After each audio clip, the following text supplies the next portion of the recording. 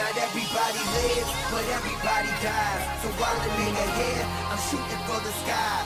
Landing on the moon, walking on the sun. Taking over the game, get it back when we done. Not everybody lives, but everybody dies. So while I'm in the air, I'm shooting for the sky. Landing on the moon, walking on the sun. Taking over the game, get it back when we done. I'll get it back when we done. 10,000 hands in the air, have you ever seen? Work 9 to 5 or 5 to 9, do you ever dream? They in the red, but my stalk is green. Proud like I reached the clouds, all off a beam. Dreams on lucid, films on Lucas. Sound on surround, and the crowd on stupid. Who that chick Dion? That's Dion on Clueless. You circling around the money, sitting in a Cubic car. Field of dreams, they said I'm too corny. Funny, I got the ears all on me. Fears all gone, and my peers all wrong. So keep your 2 cents in every phrase y'all coining. That's just common sense, all the hating, I honored it. I don't leap, I quantum it. I don't answer, I problem it. I just drop shit while they asking what a colonic is. Pinky, you know what I'm pondering? Not everybody lives, but everybody dies. So while I'm in your head, I'm shooting for the sky. Landing on the moon, walking on the sun. Taking over the game, get it back when we done. Not everybody lives, but everybody dies. So while I'm in your head, I'm shooting for the sky. Landing on the moon, walking on the sun. Taking over the game, get it back when we done. I'll get it back when we done.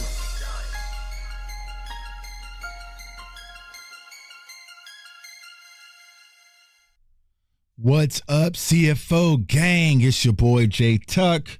Real Cowboys fans, stand up and salute to the whole gang out there in the chat. I see T Jack in the building. What's going on with you, dog? Big Dal in the building. We them boys. Kelvin in the building. Sin City in the building. JV in the building. What is up, everybody? Hopefully y'all having a good Wednesday. It's Wednesday, right? I am 2 days. 2 days. Just 2 little old days. I got to get to Saturday from being on vacation, and I cannot wait, man. So I want to talk about a few things tonight. We're going to turn on the phone lines, have some fun, live Q&A, kind of keep things free flowing. But before we start, I got to say, huge shout out to my brother, DMV.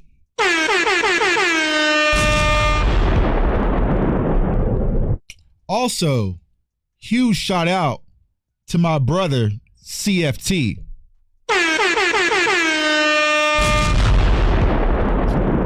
And last but not least, huge shout out to my sister, 2I, Aisha Morrison. Last night's show, if you missed it, you missed a hell of a show. You missed a hell of a show. Listen, I'll be telling people every day, turn on your notification bell so you do not miss out. If you missed last night's show, you need to go back and rewatch it because last night's show was absolutely fire. And the thing that I love the most about last night is it shows what this Cowboys content space is all about. It's what it's all about. Now, we had no plans to even have Aisha on the show at all. You know what I'm saying? We had no plans. That was not scripted. It wasn't that we were going to have her on as a special guest. We went live on Cover 3. She texted me and said, yo, bro, shoot me the link. And I said, no problem, sis. I shot her the link and we cooked for 2.5 hours. And the thing that I love the most is the continuity amongst our community, you know, a certain tier of our community. And it wasn't that we were all trying to fight and get our takes off. It was like, yo, let's let our sister shine, because I don't think Cowboys fans or even our Cowboys content community, some do, really appreciate and understand what Aisha Morrison means, right? And I'll say this, you know, I'm not going to take any credit for her at all, but I remember clear as day, I was doing this show, turned on the phone lines, and some random girl called in. And she was talking and she was doing her Cowboy stuff. And yes, I'm trying to listen in my headphones, But in the other side of my mind, I was thinking, who the hell is this? This girl is talented. So she was talking, doing her Aisha thing, and back then she really didn't have the confidence. She was doing her thing, right? Just calling in, talking. And on the backside of my mind, I was like, yo, y'all find out who the hell that is and give me her contact immediately, right? So I found sis and I told her, hey, I'm not sure if this is something you want to do or you ever done before, but trust me, you got it and you are going to be a superstar. And she didn't believe me. She's like, I'll tuck your trip. And I'm like, no. Damn that. You are going to be a superstar. Trust me on this, right? And so from there, we built a relationship. I talked to sis here and out, I kind of worked with her some things, film watching, like we built this bond. And to see someone from our community, just from our chat, basically from our chat in Twitter spaces, grow up to be on DallasCowboys.com, but not just be a person on DallasCowboys.com, to be one of those ones. Right? Aisha just isn't a person on DallasCowboys.com. So to everyone on DallasCowboys.com, they do a phenomenal job. But she is one of those ones. She knows her stuff. She really loves this game, y'all.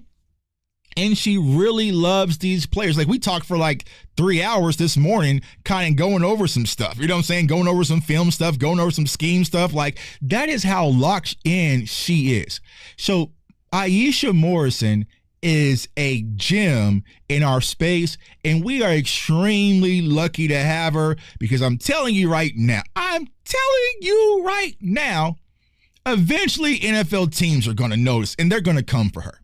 They're going to come. She already mentioned she's covering the Texans. Somebody amongst the NFL is going to sit back and say, what the hell is this? And they are going to come for her. So we're extremely fortunate to have someone in the building who's come from our community, who really cares about the game of football, who really cares for those players, that still rocks with the community. I know this other, but she was the Jackie Robinson. She's the one who kind of cracked through. Also, Patrick No-C Rocker, who was a blogger, right? Those two really kind of cracked through and opened the doors for people like Voch to now be on DallasCowboys.com, and for me to cover the Super Bowl and different things like that, where it's like, okay, I know the content space was kind of the mutants, as I call us, but we need to get some of this mutants in the building. You know what I'm saying? And it's a respected voice. So, I love that last night that it wasn't scripted. We didn't have any plans. It was just send sis the link and let's rock out. Because a lot of people don't understand, when we do Cover 3, we pretty much do a Cover 3 show every damn day. We did another Cover 3 show this morning, you know what I'm saying, with me, Rome, and DMV, because we're always talking because of the brotherhood and bond that we have. It's not just football, right? We talk about life, kids, wife, this, that, family, real stuff. Rome was going through some losses in the family. We're encouraging each other. We're pushing each other from health standpoint. Like, it's really a brotherhood and a sisterhood in this community, and that's what I value the most. That's what I love the most, being able to hit someone up like Lou on the phone, to be able to hit someone up like Henny on the phone, and we play college football, just chop it up for a little bit. I think a lot of people get the clicks, the views, the this, the that, the following.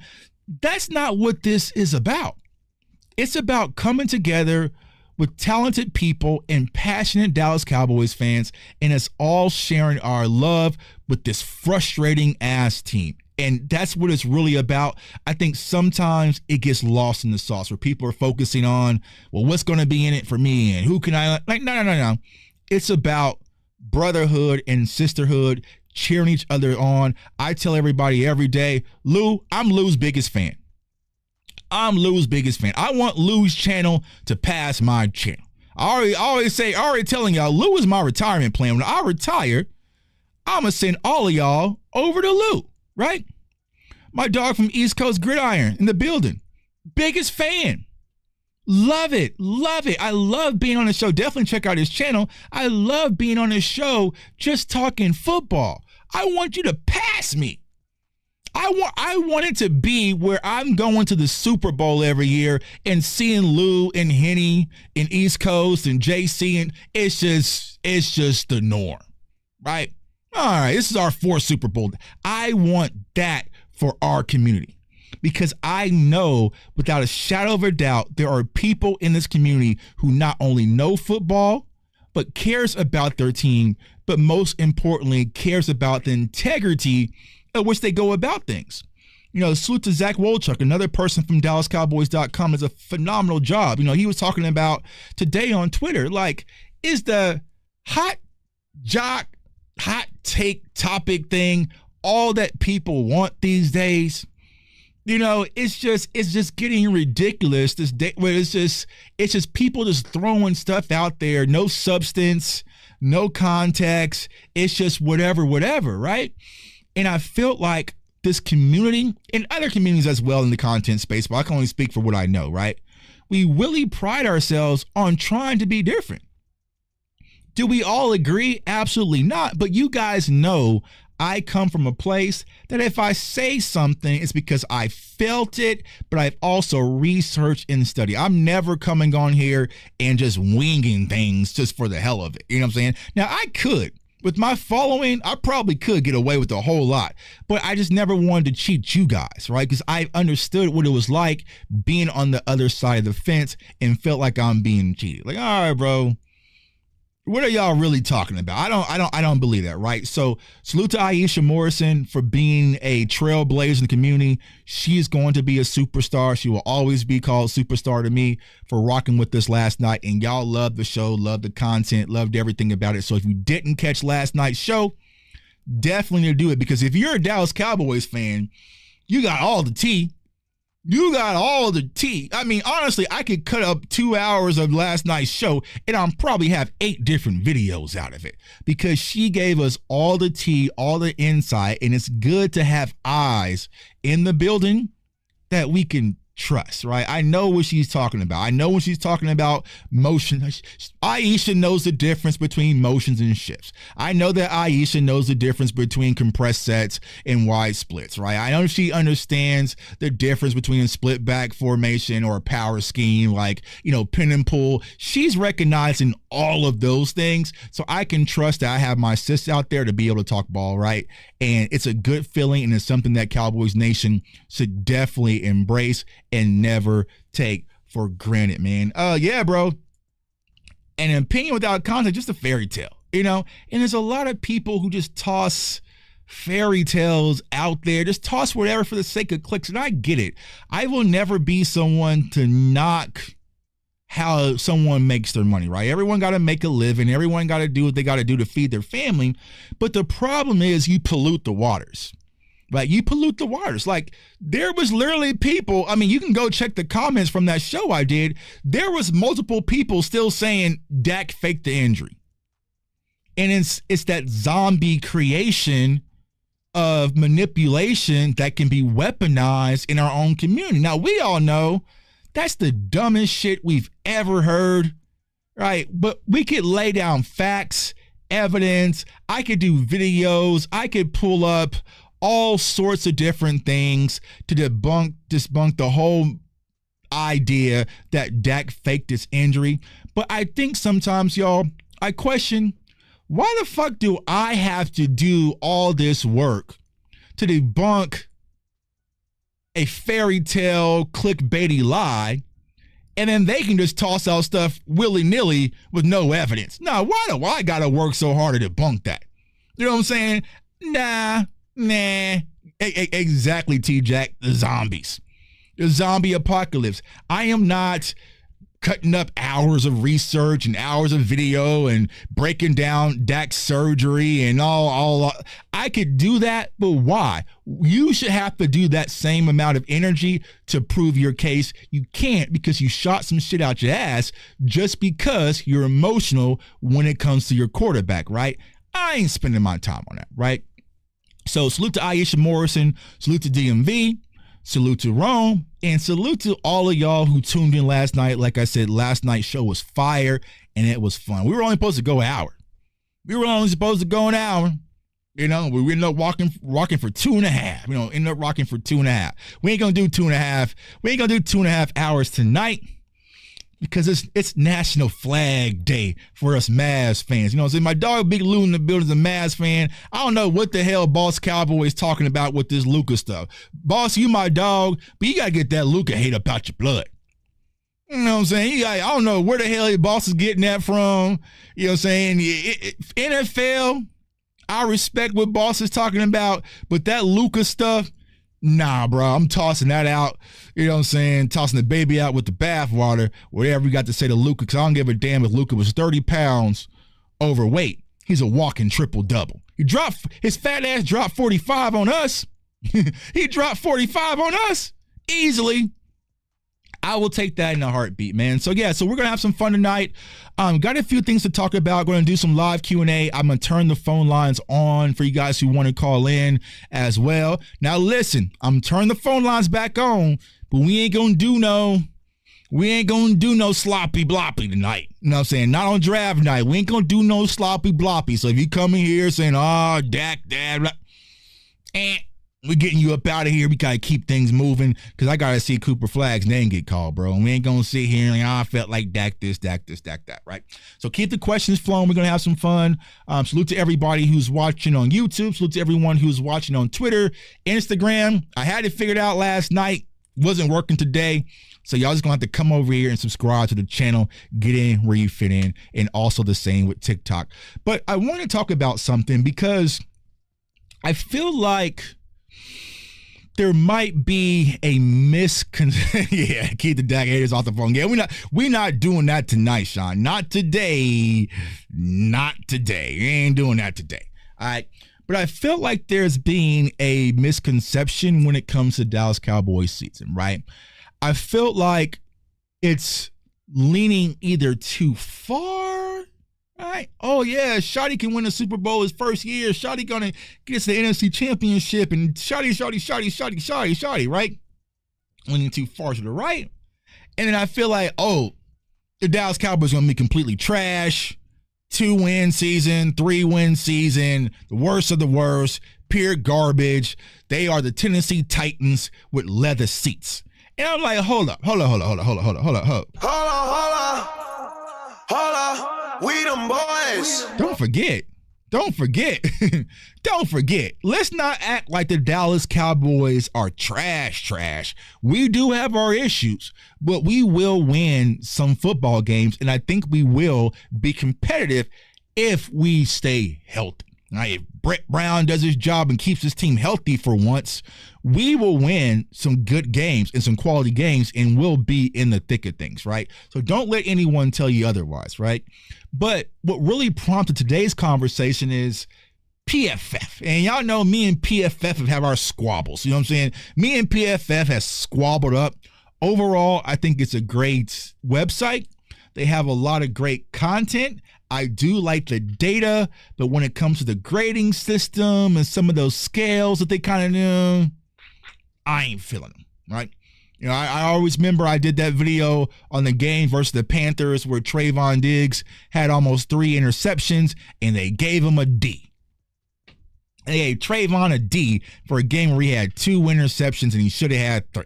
Right? So I was like, the grading system, I really don't rock with, but all the statistics and the numbers, I do trust, right? Because that's just data input. But sometimes the grading scale, any one of you guys could pretty much apply to get a job and be a grader for PFF. Like I can go get a job at PFF and make Micah Parsons a 99 overall if I wanted to. I should just do that. I should just like apply for a job and to sit back and grade Micah Parsons and give him a 99 overall. Dak Prescott 99 overall. You know what I'm saying? But I was looking on Twitter and they're starting to put out their season rankings, top 10 list, top NFL list. And as I was sitting back, just looking at the list, because I was kind of bored today, I was like, damn, y'all don't believe in shit the Cowboys have. So I think it's very important to have this conversation now, because once the Cowboys start winning, what it's going to be, the Cowboys have everything. oh, well, they're winning because they have the best defensive line and they have the best offensive line and that wide receiver core and look at their coaching staff and look at, right? Let's poke holes. I want to see who you are on June 25th. Don't backtrack. Don't backtrack after we win a few different games, right? Yeah, I agree. The advanced analytics are good. Grades are opinion-based. Yeah, exactly. You know what I'm saying? Because there's a lot of tools that the NFL uses that feeds over, like the PFF Platinum, all that stuff. So the analytics are good, but the grades, right. So PFF needs to reveal their formula for us to feel better, but they won't. I know the formula, and honestly, there isn't a formula, right? There really isn't a formula when it comes to it, bro, because I know a few people who've done the grading, and I kind of seen what that model is, and it's completely subjective, right? It's completely subjective because not everybody knows how to watch film at that capacity. So it might be like, okay, he lined up over here, but what was his responsibility? Every little writer is not going to know the will linebacker's responsibility in a defensive scheme, right? You know, because like even there was one play that I remember Trayvon got downgraded. It was versus the Panthers again. DJ Moore ran a crossing route across the field, right? But they were in cover 4. So, of course, Trayvon drops in quarters. But since DJ Moore technically started on Trayvon's side before he ran that drag, and then he ran the drag and turned up and dodged a few different tacklers and ultimately almost got into the end zone, that got put on Trayvon's tab. But I'm just like, bro, like he's playing quarter covers. Like he's not supposed to trail him all across the field, right? But they gave him a D on that play, right? So I'm just like, nah. But so, yeah, I think, speak now or forever hold your peace. Arsenio, what's going on, bro? You're not too late. You're not too late, dog. We're not too late at all. But I want to kind of talk about a few things as we get over into it. So let's start with the linebacker unit, all right? So here's PFF. You know, you got to get your subscription. I'm subscribed up, right, because of the mock draft simulator and all that, right? 2025, let's start with the linebacker cores. Yeah, bro, it was super weird. Like I remember I graded it with them. I was like, bro, like he's in quarters. Like everyone's dropping back in quarters. He's not supposed to take that drag all the way across the field. But hey, since he started on that side, I guess that's his responsibility. 2025 linebacker unit rankings. All right, they got the Eagles, right? Fly, Eagles, fly, right? So a lot of people talk about the Eagles offensive line. They talk about Saquon Barkley. They talked about the wide receivers. They talk about the tight end, Dallas Goedert, right? They talk about Jalen Hurts. Well, hell, they are already saying that they got the best linebacker core too. And we'll talk about their defensive line, but damn, it must be nice. Must be nice just to have one of the top linebacker units as well to go along with everything else that you have. So you got the Eagles, Zach Bond, first round pick, and Jahad Campbell, who I do like. Then they have New England Patriots. All right. And as we scroll down, so we got the Eagles, Lions with Captain Jack Campbell, who I love coming down the draft. New England Patriots, Nick Bolton and the Kansas City Chiefs. Washington Commanders with Bobby Wagner. You know that guy that Dan Quinn was begging for? Yeah. Bobby Wagner and Frankie Louvu. Jacksonville Jags at 6. San Francisco 49ers for Fred Warner. New Orleans Saints, DeMario Davis. New York Jets, C.J. Mosley. New man on the Minnesota Vikings. My dog, Ivan Pace Jr. For those of you who follow my draft content, knew I love this kid as a UDFA. Cowboys ain't listen to me. All right. What do they say about Ivan Pace Jr. is one of the better undrafted free agent finds in recent memory. He placed among the top 10 linebackers in PFF run defense and pass rush grades last season.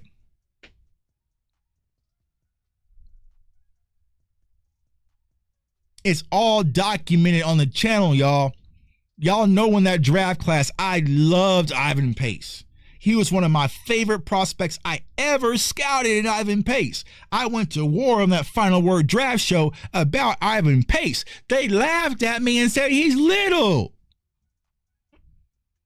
This kid was special, y'all. This kid was special at Cincinnati. And when he went undrafted, I said, these scouts don't know what they're doing. The Cowboys should 1,000% pick him up. They didn't. And now look, right? But hey, that's too much wizardry for one show. Denver Broncos got Dre Greenlaw. Cleveland Browns. JOK is gone, but they got Jordan Hicks. Pittsburgh Steelers, Patrick Queen, Roquan Smith. That's going to be filthy. Also, Peyton Wilson, who I love. Peyton Wilson coming out of North Carolina State. The Chicago Bears. Y'all want me to keep scrolling? Chicago Bears, Cincinnati Bengals, Baltimore Ravens, Atlanta Falcons with Jalen Walker, Green Bay Packers, New York Giants, Miami Dolphins, so we're not in the top 20, the Raiders, the Bills, the Texans, Seahawks, Bucks, Rams, and there's the Dallas Cowboys at 27th, right? With our linebacker unit. While the Dallas Cowboys linebacker unit is filled with familiar names, it doesn't offer a track record of elite production, which I do agree with. DeMarvion Overshown is likely to be sidelined for a portion of the season due to knee injury. Former first-rounder Kenneth Murray has posted a sub-55 PFF overall grades in each of his 5 NFL seasons. Jack Sanborn projects as a rotational player who's familiar with Matt Eberflus's system. Damone Clark and Maris Leafau also projects with serviceable depth, albeit with low production ceilings. All right, so let me ask you guys this, because even though I do want to get mad, I do kind of agree, right? Because without Overshown, this linebacker unit looks slightly different. What is your thoughts on the Dallas Cowboys linebacker group? Do you feel like they are rated too low, or is PFF kind of right on this one? How are y'all feeling about the linebacker crew? Do people pay attention to this crap? Yes, right? They actually do. But the reason why, Stevie probably just came into the show, why I'm bringing this to our attention, because what's going to happen when the Cowboys start winning some games, they're going to backtrack this. They're going to backtrack and be like, oh, the Cowboys have everything. Dak has everything. That's why. So I'm letting y'all know, don't say, I don't want to hear Dak has everything, this defense have everything, when you're saying our linebackers are number 27, right? So that's why we're kind of going through this. So, but there are people who live and die by PFF. Maris the Project, I don't know, Lou. I don't know, Lou. I don't know, Lou. I don't know. I don't think Maris is a project, right? Damone Clark, I can kind of, but I think that Maris is going to be impact, right? I think Maris is going to be impact. From that standpoint. So, overall, am I extremely excited about our linebacker core? Probably not. I felt a little bit more comfortable last year, but of course I had Overshown to start the season, right? But I think that with Eberflus being a linebacker guy, I feel like they should be serviceable enough. Somebody is going to have to take an uptick. That goes back to my live show on Monday. For Kenneth Murray, I believe Kenneth Murray needs to take the leap forward. Don't put that man name there. You know what I'm saying? Don't put Mayor's name next to Damone. You know what I'm saying? No knock to Damone. I like Damone, but it's just not there, right? It's just not there. As of yet. If we had a 30-year-old with a big name, they would probably have us top 10. Probably so. Probably so. But like I said, they're unknowns, they're unprovens. I feel like if DeMarvion Overshown was healthy, we'd probably be a little bit higher. But I also feel like there are some unprovens at the linebacker position. So I'm not going to fight PFF too much on that one, all right? So that is the linebacker core. Let's see what they're saying about our defensive line. All right, so bang. Defensive line. All right, looks like they got Pittsburgh Steelers defensive line, number 1. Eagles. So the Eagles got number 2 defensive line and number 1 linebackers, all right? But the Cowboys have everything. Like how Dak gets everything. Dak should be able to win with all that talent, as they would say. All right, cool. All right. The Giants defensive line number 3, Kayvon Thibodeau, Abdul Carter, Brian Burns, Dexter Lawrence. So I can see it, right? I feel like this is going to be a strength of their team. Houston, Texas, Daniel Hunter, Will Anderson Jr., who I think is phenomenal. Buffalo Bills, Ed Oliver, Daquan Jones. Detroit Lions, Aiden Hutchinson will be returning. Cleveland Browns, Ty said thought 15 and 20. Yeah, I would probably say like 20. Depends on overshown, no. Overshown, no. I'd probably say around 24, 25 so I'm not going to fight them too hard, those linebackers. Cleveland Browns, Myles Garrett, Mason Graham. Well, interesting to see how Mason Graham prevails. Denver Broncos, John Franklin Myers, Zach Allen. Look at this. It's kind of cool. This is kind of neat. This unit is led by interior defenders. Must be nice. You know what I'm saying? It must be nice. I never had that before. The Rams, Aaron Donald's gone, but hey, there's a no that took towards the draft. We didn't do it. Jared Verse, there's a no. Said, all right. Cool. Baltimore Ravens, we know their defensive front is always going to be filthy. I feel like them getting Mike Green is going to be scary, to be honest with you guys. Miami Dolphins, Bradley Chubb, Chop, Jalen Phillips, and then the Dallas Cowboys at 12, okay?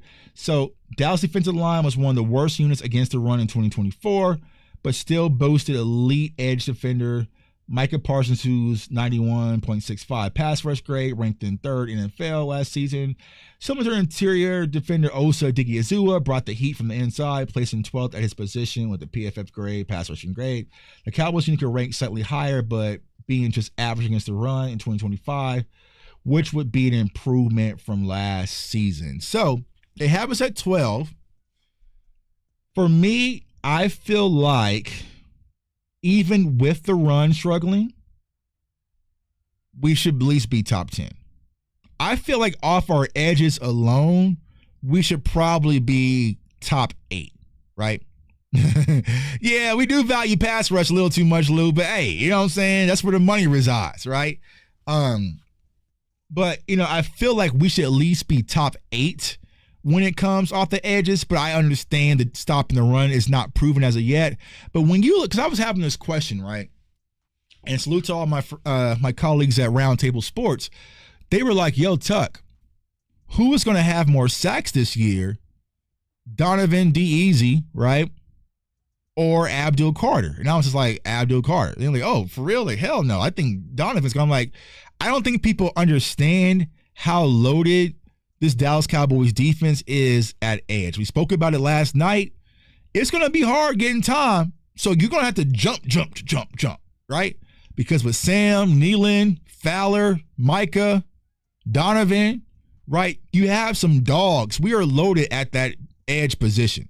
So it might be a situation where Donovan might not cut through this year. It might be more of a futuristic play. That's why it's on Abdul Carter. But I feel like our edges, that is the most exciting position when it comes to our defense. Now, I was telling someone this, of course, we got to earn the right to rush the passer, like Lou was saying.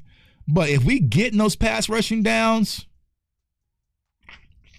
it's on go. It's on go. So Steve, right? What position is your biggest concern as of right now? As of right now, it's still for me cornerback. It's still for me cornerback, because if you put Trayvon on PUP, right? If that's 4 to 6, then you're leaning towards Kyer Elam. Who's going to play the nickel? That'll be the mystery man. And then you'll have Deron Bland, right? We got some killers at the wide receiver position earlier on in the season. So me personally, if it's me, I am placing a hold on Stephon Gilmore and say, listen, bro, don't even meet me in Oxnard. I get it. It's hot out there. You know what I'm saying? Kind of out the middle of nowhere. Don't meet me in Oxnard. When I get back to Frisco for camp, just pull up. Just pull up. It's just Just pull up. Just pull up and meet me in Frisco. Well, I don't want you to do none of the camp, the you know what I'm saying, the friends and family day and all. No, you ain't got to go to Cali, bro. When I get back to Frisco, just meet me there. Right? So just sit tight and meet me there. I would definitely place a hold on Stephon Gilmore. Now, would the Cowboys do that? No, because I feel like they're hard-headed, and they're going to go out there with some of these unknown guys, like Aisha mentioned last night, Kamon Hall. Maybe they think they can revamp Kalen Carson, you know, give Izzy McQuamu the opportunity. But, y'all, we got some killers earlier on. You know what I'm saying? We got some killers earlier on. I would 1,000% go get Stephon Gilmore right now. Right now. Just to help our team sleep easy at night, right? Help our defense sleep easy at night, because going against Smitty, A.J. Brown, you know, that wide receiver core early in the season with some guys, right? Some unprovens. No, I mean, we already have to put an emphasis on stopping the run in the first place, right? We already got to put an emphasis on stopping the run. Definitely don't want to stress our back end as well. You know what I'm saying? Like, if we have to sell out to stop the run, there's going to be opportunities for one-on-one coverage. And yeah, now I do feel like if our corners can get healthy, if we can, and this is why I do want Stephon Gilmore. I want Stephon Gilmore to be our bridge. You know what I'm saying? Put the Ski Mask. What's up, my dog Big Simple in the building, but Ski Mask Jerry in the building as well, man. Salute to all the members out there. You know what I'm saying? Gang, gang. You know, and salute to all the people with the wrenches last night. See, when we do the Cover 3 show, it's connected through all of our channels. I don't have a lot of trolls that come into my channel. I know Rome has a notorious amount. You know what I'm saying? But there were some crazy people, because with my channel, I have settings that if you're not subscribed, you can't comment. You know what I'm saying? If you ain't hit that subscribe button, I don't give a shit what you got to say, right? So it's all fam over here. You know what I'm saying? But on Rome's channel, I think he lets everybody in the door. So yeah, all people saying, like, I'm like, where's my people with the wrenches? Shoot that man on sight. You know what I'm saying? Because there were some people saying some crazy stuff. But Big Simple's one of the homies, man. Salute to him. I know he's excited about the Commanders, left hand up and all that, right? But Dallas Cowboys, yeah. But for me, it's corner. But I want Stephon Gilmore to be that bridge to get me to where we are healthy. Because if you give me, and I know there's conversations about trading Trayvon, I personally wouldn't. If you can get me safely to week 5, week 6, all right, then I get Trayvon coming back fully healthy, right? Then I get Siobhan Revel coming back fully healthy. Then I get Deron Bland playing for a contract. Then I have Kyer Elam. I'm feeling a whole lot better about our cornerback situations. But getting those 6 games out of, I don't know, right? Remember the Green Bay Packers, they got wide receivers. Y'all know one of my favorite wide receivers was Luther Burden. Caleb Williams got some wide receivers. Jalen Hurts got some wide receivers. You know, Malik Neighbors is coming to town. You know what I'm saying? And he got a quarterback this time. So I need somebody earlier on to be able to lock up and go toe-to-toe. And maybe we put that ownership on Deron Bland, but there's teams with wide receiver cores and duos and moving their dominant players in the slot and all sorts of stuff. We have to be able to combat that, right? Especially on the quick throws, especially if you want to be physical and press up and play this man-style defense where your pass rushes can flow. And you got to have some coverage on the back end. And I just don't think that we have it earlier on. I need someone to safely get me there until the Cowboys corners can get healthy. But we'll have to see. Maybe a star will rise. Maybe Kalen Carson will emerge, or maybe Izzy McQuamu will take over and dominate, right? But it's a huge question mark, and we don't have time for experiments. And I think Lou said this in yesterday's show, Lou. Lou was saying, and I voiced Lou. This is why Lou is my retirement plan. I've been saying this for years, and it's always been this civil war amongst Cowboys fans, because we know some Cowboys fans are just kind of a little soft, right? We're kind of a little soft. But stop using our early season games as experimental preseason games to figure it out. Right? Stop using week 1 through 5 as experimental games. Kind of just like figure it out. Let's see what we got, right? No, let's figure it out in preseason before we even get to Philly. But I felt like last year, of course, we had the scrimmage game versus the Browns. It was kind of let's try this a little bit, and let's see if Kalen Carson can kind of give it a go, and let's see. Like, I don't want no let's see. Put them boys out there in preseason and see if they can swim. Because don't put no rookies out there first game versus A.J. Brown. That's dog food, right? Like Kansas City. And I heard you say that yesterday, Lou. If Kansas City, the Super Bowl champions or contenders, can have their asses out there in preseason, why are we always with diamond chains on eating sunflower seeds? Why was Jalen Tolbert with diamond chains on eating sunflower seeds in preseason, bro? Yeah, come on.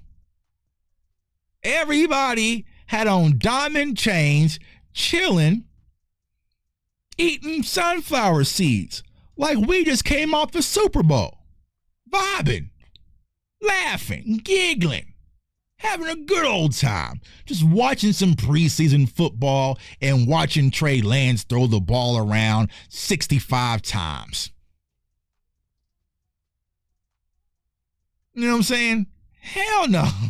That Mike McCarthy culture. Yeah, I hated that, right? I hate it. Okay, I get it. Dak, your quarterback. I get it, CD. I get Micah. Outside of those three, I didn't see y'all asses out there. Offensive lineman too. Offensive lineman too, because you have an unproven at Tyler Guyton out there. So I want him in connected with Tyler Smith. But then also you have a rookie in Tyler Booker. I want him in sync with Cooper Beebe and Terrence Steele. I don't want Tyler Guyton's or Tyler Booker's welcome to the NFL being versus Jalen Carter. Right? Nah. Y'all offensive line can play 2 to 3 quarters. 2 quarters, bro. You haven't made it yet, bro. Why are you vibing chilling? Why are you vibing chilling? Why are you so comfortable? Ferg, you need to be out there, right? If Deron Bland, you need to be out there. Sam Williams, out there. Out there. Donovan, out there. Mozzie, I would let Mozzie play 4 preseason quarters, dog. You playing 4. I need you to get your gas mileage up. Right? Linebackers, Kenneth Murray, Sanborn, Maris, 3 quarters. I don't want to say, oh, well, we had a scrimmage game versus the Rams where nobody can be touched and we're just going to go to Philly and just hope for the best. Absolutely not. Absolutely not. Shotty going to change. We'll see. We shall see. If that was a McCarthy thing, is it a Cowboys thing? I don't know, but you got to give us something, right? Let's not use weeks 1 through 5 as a rotation, right? We should have known by the time we hit week 1 who our RB1 was. Zeke should have had his ass out there in preseason. He should have had his ass out there in preseason. Why did Zeke get to come back, get the 15, put his gold chain, diamond chains on, and eat sunflower seeds, bro? You're coming as a spellback, bro. You RB2 or RB3. Why do you get to be so damn comfortable? What are we resting you for? Jalen Tolbert, what are you resting for? Brandon Cooks, what are you resting for? We did all that damn resting and bubble wrapping in preseason only for every damn player to get hurt. Yeah. A dog B Bird in the building. Appreciate the super chats. And my opinion, that's a front office call, happened before Mike. I think it is. I think the reason why that happens, y'all, is because of what happened to Romo. I think because of what happened to Romo, the Cowboys are just spooked on letting a player go out there and get hurt in preseason and having to deal with that. So they whether it happened week 3 than in the preseason. You know what I'm saying? You can't run from it. You can't run from it. And a lot of us know, Luz play the game, I play the game, B. Bird, you play the game. Like, a lot of people play the game, right? You got to get your body used to collision. Like, for me, like, the very first, and it kind of sounds crazy saying this, that very first bang, right? That helmet to helmet, because, yeah, I used to leave my helmet a little bit, right? That very first helmet to helmet, that very first slight little headache would get me in football mode. Like, I needed that, right? I needed that very first bang, you know? And you're just like, whoa, okay. All right. You know what I'm saying? Now we're here, right? Because in camp, as a defender, right? Lou and the offensive players, they're spoiled as shit, right? You can't touch the quarterback. You can't do all this stuff. You know what I'm saying? Right? So you're going full speed, but like majority of the time, even when you're tackling the running back, they're saying stay up, right? Don't take the running back down to the ground. So you're basically just teeing off, you know what I'm saying, holding the running back up. So you're not exploding through tackles. You're not falling on your elbow and rolling on the ground and all sorts of stuff. You're just teeing up. Oh, yeah, Lou, y'all offense is spoiled, especially the quarterback. I remember one time I was coming off the edge in team drill, and I went the left tackle, right, and I did an inside stunt. I'm coming inside. I did not mean to. I got tripped up because the left tackle stuck his foot out on accident. I tripped up, and I accidentally tackled the quarterback and Tad. Shoot the Tad, my dog Tad, right? I got kicked out of practice. I got kicked out of practice because the coach told me to go full speed off the edge. I did an outside-inside pass rush move, tripped over the tackle's feet, and ran over the quarterback on accident, and he went down to the ground. Take your shit off and get off my practice, Tucker. I told you to stay off our quarterback. Right. I got tripped, bro. Know what? I was done practicing anyway today, but I was like, God damn. So in one breath, you want me to go full speed, but then also slow down and not trip up. You know what I'm saying? So you need that. You need that. Just a little bit of it, right? To get hit a little bit, to happen to get yourself up off the ground a little bit and pick yourself up. And Mari Cooper kind of mentioned it like, yo, I like playing in Preseason. It gives me my mode, right? Live action bullets. Live action bullets, right? You need those live action bullets just to get you ready mentally and physically for 17 games at the NFL level. B. Bird, appreciate the super chat, my dog. Too much resting in preseason's anti-tough, right? So, yeah, you can't spend all offseason talking about competitive toughness and we're going to compete and everything we're going to do compete. All right, do it in preseason. A lot of people say, well, Tuck, it's just preseason, right? You don't think the Ravens winning games in preseason does kind of have a little ripple effect? You know what I'm saying? You don't think that kind of gives you a little ripple effect going into the season, or it's just completely, nah, bro, winning is winning, right? So if you're going to preach everything that we do is about being competitive and winning, I don't need to see the entire roster out there with their diamond chains on eating sunflower seeds. Nope, not this year. Let's see here. Kid Cowboy 66 says 4-2 at least. 4-2 at least. Yep, possibly. Yeah, to boost your confidence.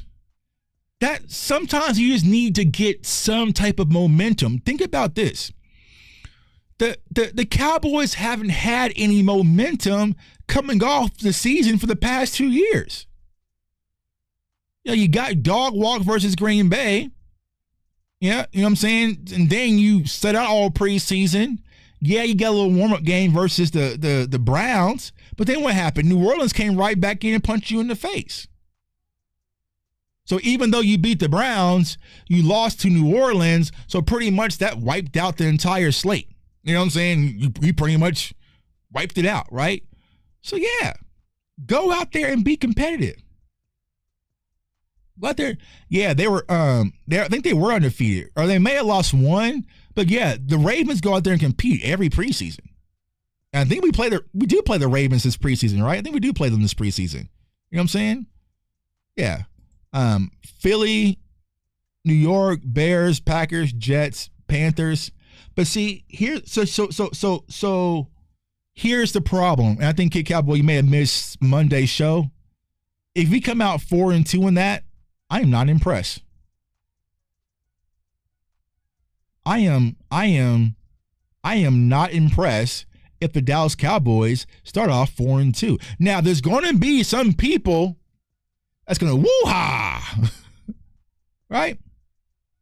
And said the Cowboys are back. Y'all didn't believe in Brian Schottenheimer. Y'all didn't believe in his team. We are 4-2. Beating up on teams you're supposed to beat up on don't impress me, bro. Now, if one of those fours is Philly, we can talk. If one of those fours is the Packers, I'll listen. But that shit better not be loss versus Philly, win versus the Giants, win versus the Bears, loss versus the Packers, win versus the Jets, wins versus the Panthers. That shit don't move me. That's like my kid saying, hey, Dad, guess what? What, son? I got a C in class. That's what the fuck you're supposed to do. You want a congratulations for being average? For doing what you're supposed to do? Hey, Dad, I got a C. All right, bro. Get to your homework. Get to work. You're not about to get a Nintendo Switch 2 because you brought home a report card full of C's. No. You got work to do. Go upstairs. Get off your phone. You know? Woo-ah! You know what I'm saying? Let's go. If the Cowboys start off 4-2, y'all, it's going to be See, I told you. Boss, Lou, Henning, them content creators was being negative. And look at us, 4-2. They were just being negative. They're being negative. Now look at us, 4-2. What do they got to say now? And then we're going to go through that slate. Now, let me pull this up. Before I turn the phone line. They were just being negative. What do they got to say now? Right? What do they got to say now? They're going to post. Let me chill. But what do they got to say now? All right? All right? So let's say, lost to Philly. Beat the Giants, though. Cam Scatterbo got cooked. He held Cam Scatterbo to only 45 yards. Caleb Williams. Got him. Ben Johnson, revenge game. We remember what you did to us last year. Revenge. Oh, man. We almost had the Packers. We let them off the hook. But it was a close game. Man, we just can't beat Green Bay. Justin Fields, weak ass. Ran him out the building. Panthers. Got him. So now we sitting at 4-2. We come out here, and I got Big Simple all in my chat talking about we lit because the Commanders and dog walked us.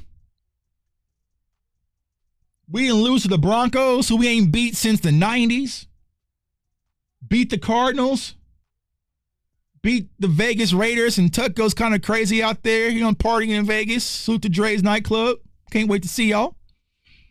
And then we get to Murder Row.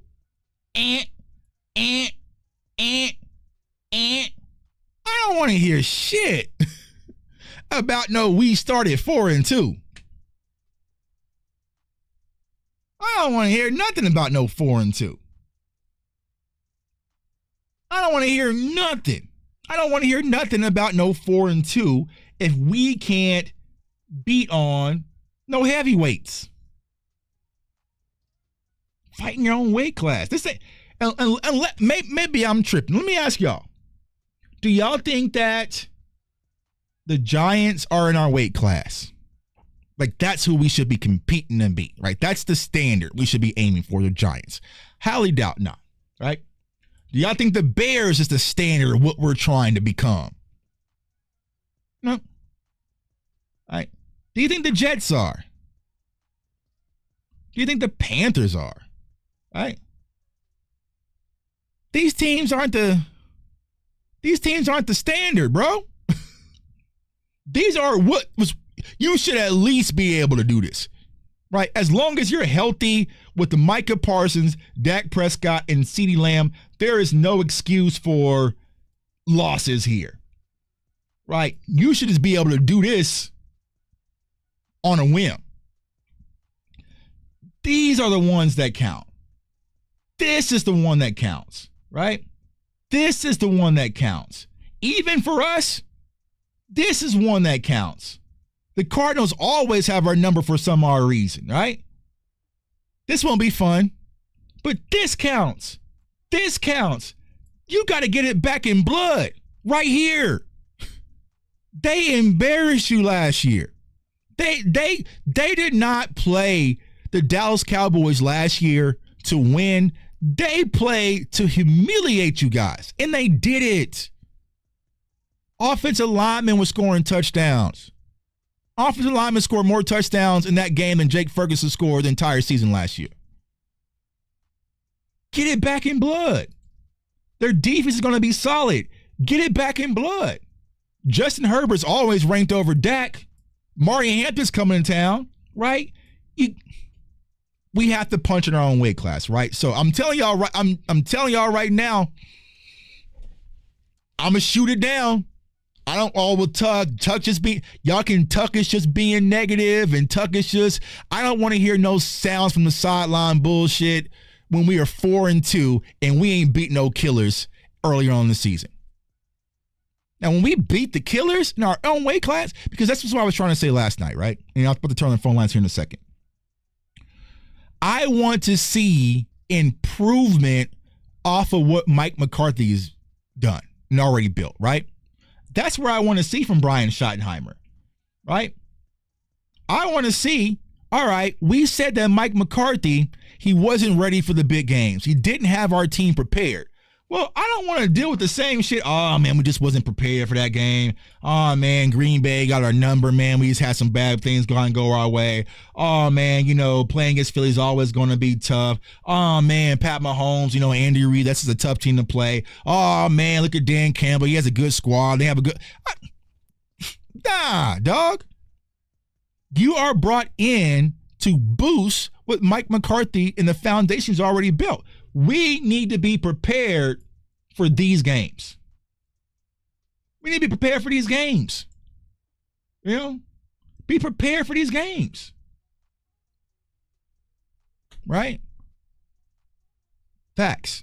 5-1 or 6-0. If we are 4-2 or 3-3, we might be screwed. Possibly. And see, and here is my problem with this, Henny. Let's say, bang, bang, loss, win, loss. Some stupid ass loss, because we're always due for like 1 or 2. Stupid ass loss, win, right? Loss, right? Here's what we'll say. All right, maybe Lou and Henny and Boss and Tuck and DMV was right. Maybe we do need a one tech. Let's go trade for one. Now is when they'll decide to make a move right here. You know what I'm saying? I'm going on record to say, if the Mavs don't take Cooper Flag, bro, I'm a punch a hole in this monitor. You know what I'm saying? But yeah. But then it'll be like, okay, now we need to go get a running back. Now let's see if we can trade for ETN or some shit like that. Like, no, bro. You see what I'm saying? So it's like, all right. And this is what I was saying for the whole reason for today's video. We have a golden opportunity, y'all, to really own and embrace the underdog role.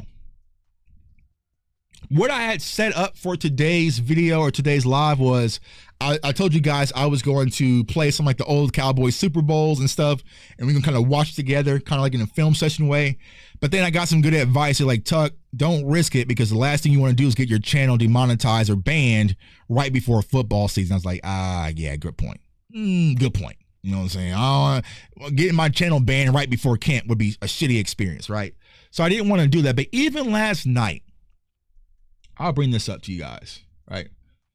Because Lou had mentioned the other day in the chat about bloody rings. And when I was watching the 95 season, it really started to speak to me how different things used to be. And let me go ahead and find these tweets. For those of you who are young and do not know. All right, let me go ahead and find where's that? Where's this thread? I did this thread on purpose. Hold on. All right. Where's it at? Oh, let me find the thread.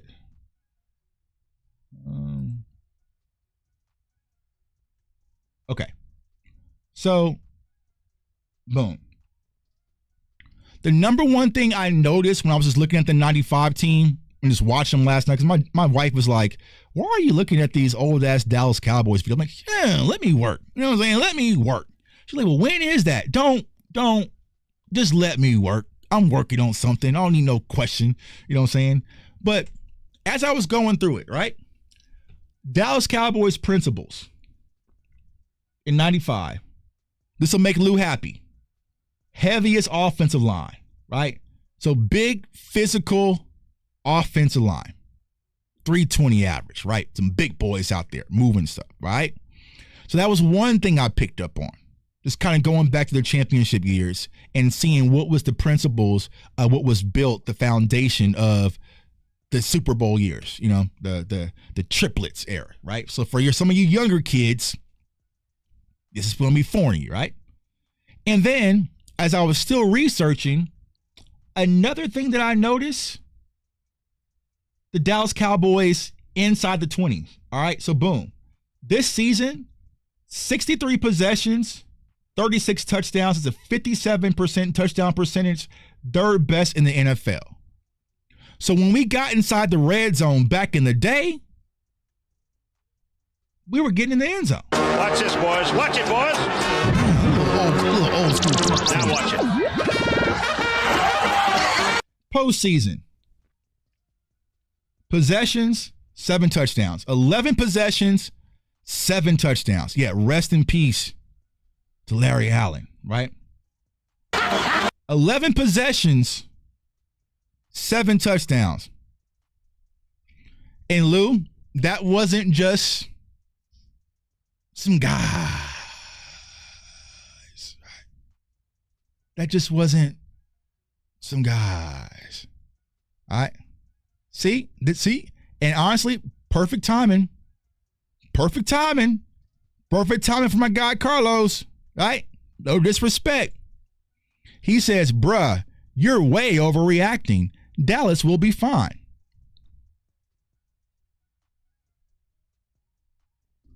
Bruh, you're way overreacting.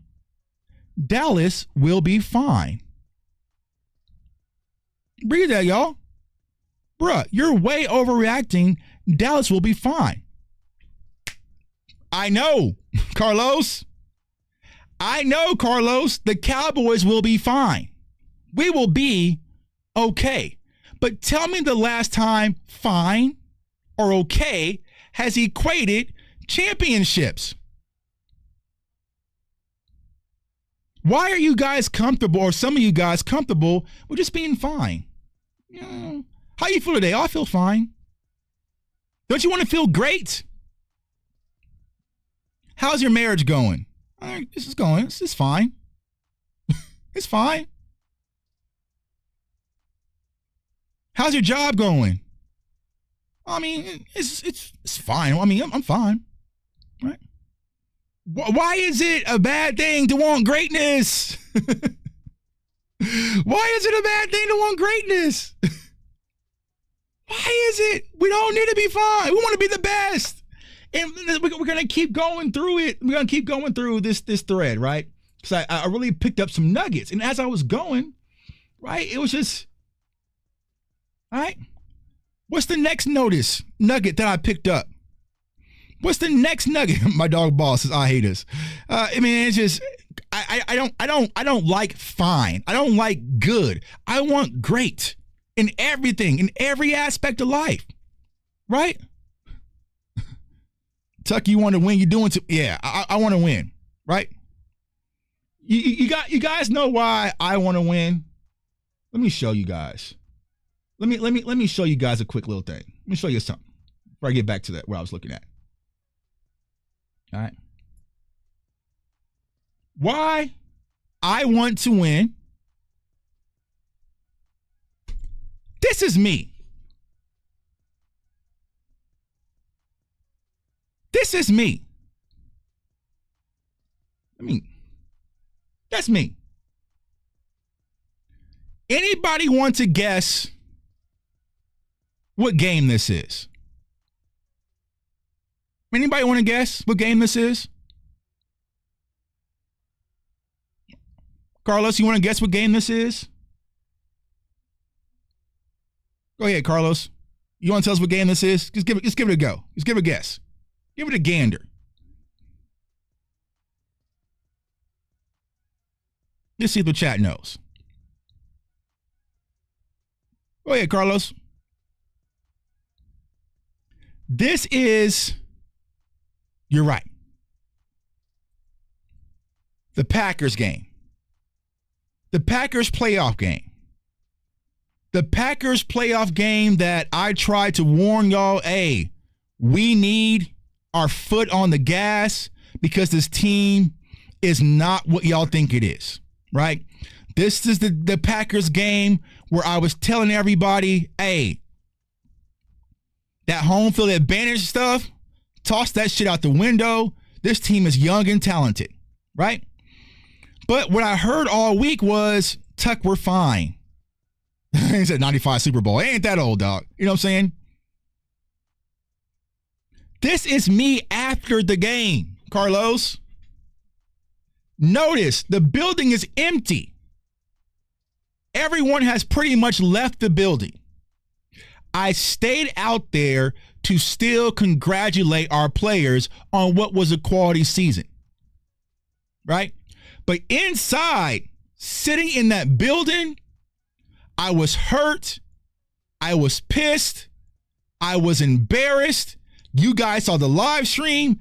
I was crying, tears, real tears on the live stream because that loss hurt me, right? So when you post things about we'll be fine, no disrespect to you, bro, but I do not give a fuck about being fine. I don't. This is what fine gets you. It gets you packed up, sent home early, laughed at, go pack, go, embarrassed, frustrated.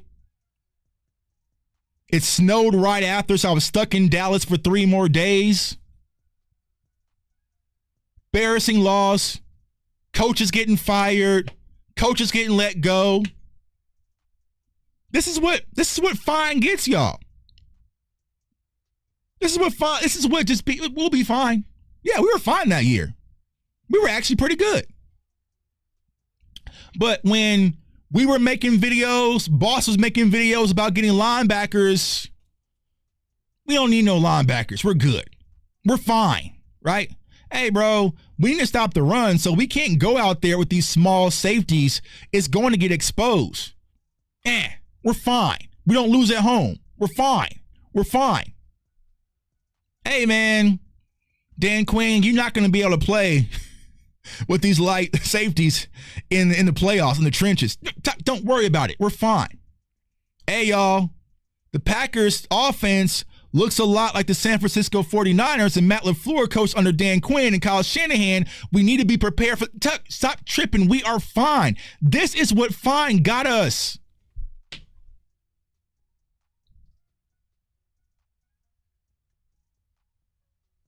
This is what fine got us. Right? So you might be new to this channel, you might be new to this community, but as I walked out of that building, I promised myself to never back down from voicing my concerns when it comes to the team. Because all the people, and Boss will tell you this, right? All the people that were saying Tuck is being negative, he's a clickbaiter, right? He's a fear monger. We don't lose at home. Look at all this. Look at all that. Look at all this. Tuck's is doing this for money. They was not in the fucking building. I saw not one of them. They was nowhere to be found. The only person to be found was me and Mark Cuban. They were not in the building. I was still there. The game was Saturday. I went down to Dallas on Wednesday. There was no Cowboys fans outside tailgating. I stood out there and tailgated in the freezing cold. The Dez Bryant tailgate was empty because it was cold outside. I still went. I have on a brand new Charles Woodson all-white jersey, Michelin-ness, because it was a whiteout game. So all the people that was, we're fine, we're good, we don't lose at home, I can't wait till next week, all I want y'all to do is ask them to show you their pictures of that Green Bay loss. There was nowhere to be found. So no, when you spend your money, your time, your effort, you sacrifice being away from your family, and you really love this team and you're tired of losing, we respectfully do not give a fuck about being fine or okay. We'll be all right. It's not good enough. It's not good enough. It's not good enough. It's not good enough, right? It's not good enough. If your kids come home with an F, hey, Dad, stop tripping. I'll be fine. Oh, okay. I'll be fine. Okay. Well, glad you said that, son. All right. So I really want some of you to lose that shit. Stop masquerading candy and popcorn flowing out your veins and Skittles bursting out your head because you want to be comfortable. I don't want to be comfortable. I want to be a champion. My brother's an OKC Thunders fan. He just got back from the parade. Can I push for that? Can I be a champion too? Or do I have to be settled for being fine? Are you guys comfortable with your finances just being fine or okay? Like, what are we doing? Stop settling for average. Stop that shit. Stop that shit. And Cowboys Nation, don't let anybody deteriorate you and tear you down for saying I want more and deserve more. And I'll tell you guys why. I'm going to show you guys right here in a minute. All right? Hold on. Where's the next one? I thought I did a thread. Let me find this thread, right? I'm going to show you guys why. 1 second here. All right. Let me scroll back to where I was. Where's number 3? All right. Comfortable being mediocre, being fine is average, bro. For a kid who used to pull off C's in school and be like, it's still passing, I get it. It's just barely enough, but that's not the standard. Never aim for fine. All right. So number 3 thing I noticed. Our stars play big in big games. Look at this. 18-0 record when Michael Irvin has 100-plus receiving yards and Emmitt Smith has 100-plus rushing yards, right? Irvin, 100, Smith, 132. Balanced. Stars playing stars. This was versus Green Bay in the NFC Championship. This is what it looked like the last time we even sniffed that game. But y'all want to be fine. Want to be okay, right? This is what the graphics look like on some Microsoft Paint shit. This is why I'm probably not in Microsoft Paint. You know what I'm saying? This is what the graphics look like the last time we were in an important game of any magnitude, and y'all want to talk about just being fine, right? But our star players play big in big games on the ground and air. I feel like that's something I know B. Bird has mentioned it. I know so many of you have called in and mentioned it.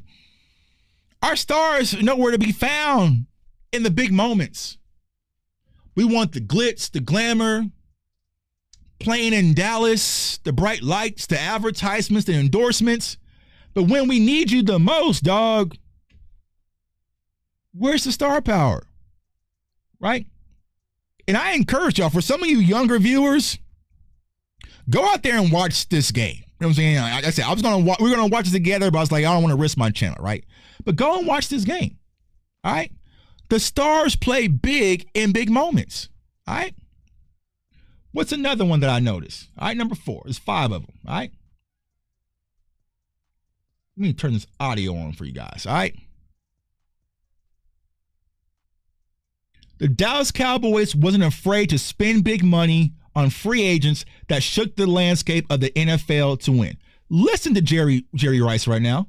Recognition that they deserve. The Eric Davis, Tim McDonald, Merton Hanks, all of those guys.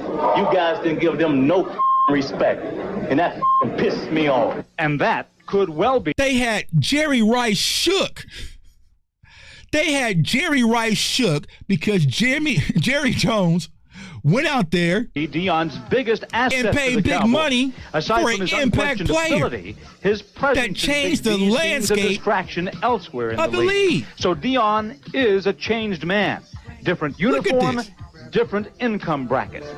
Different impact, different income bracket. So Deion is a changed man. Different uniform, different income bracket. Wasn't afraid. They wasn't afraid to go out there and get those impact players to win. And they did that to take Deion away from San Francisco. And people were shook. When that news broke, it shook everything. The world stopped when Deion Sanders became a Dallas Cowboy. The world stopped. I remember it like it was yesterday. I know how we felt about the George Pickens thing. Magnify that by 1 billion. Magnify. I don't even think I can think of a player right now that would equal that impact if we were to make that type of move. All right. And then last but not least, when it was time to get a stop, Carr buys a lot of time. when it was time to get a stop, He didn't buy enough time. Shante Carver. He says, hey, say I'm having a good time. Say I'm having fun. when it was time to get a stop, Carver's down again. when it was time, the game was on the line. We've been banging back because this is one of those bloody games that Lou was talking about. We had to get grimy, we had to get dirty, we had to get bloody. When it was time to get a stop, Carr buys a lot of time.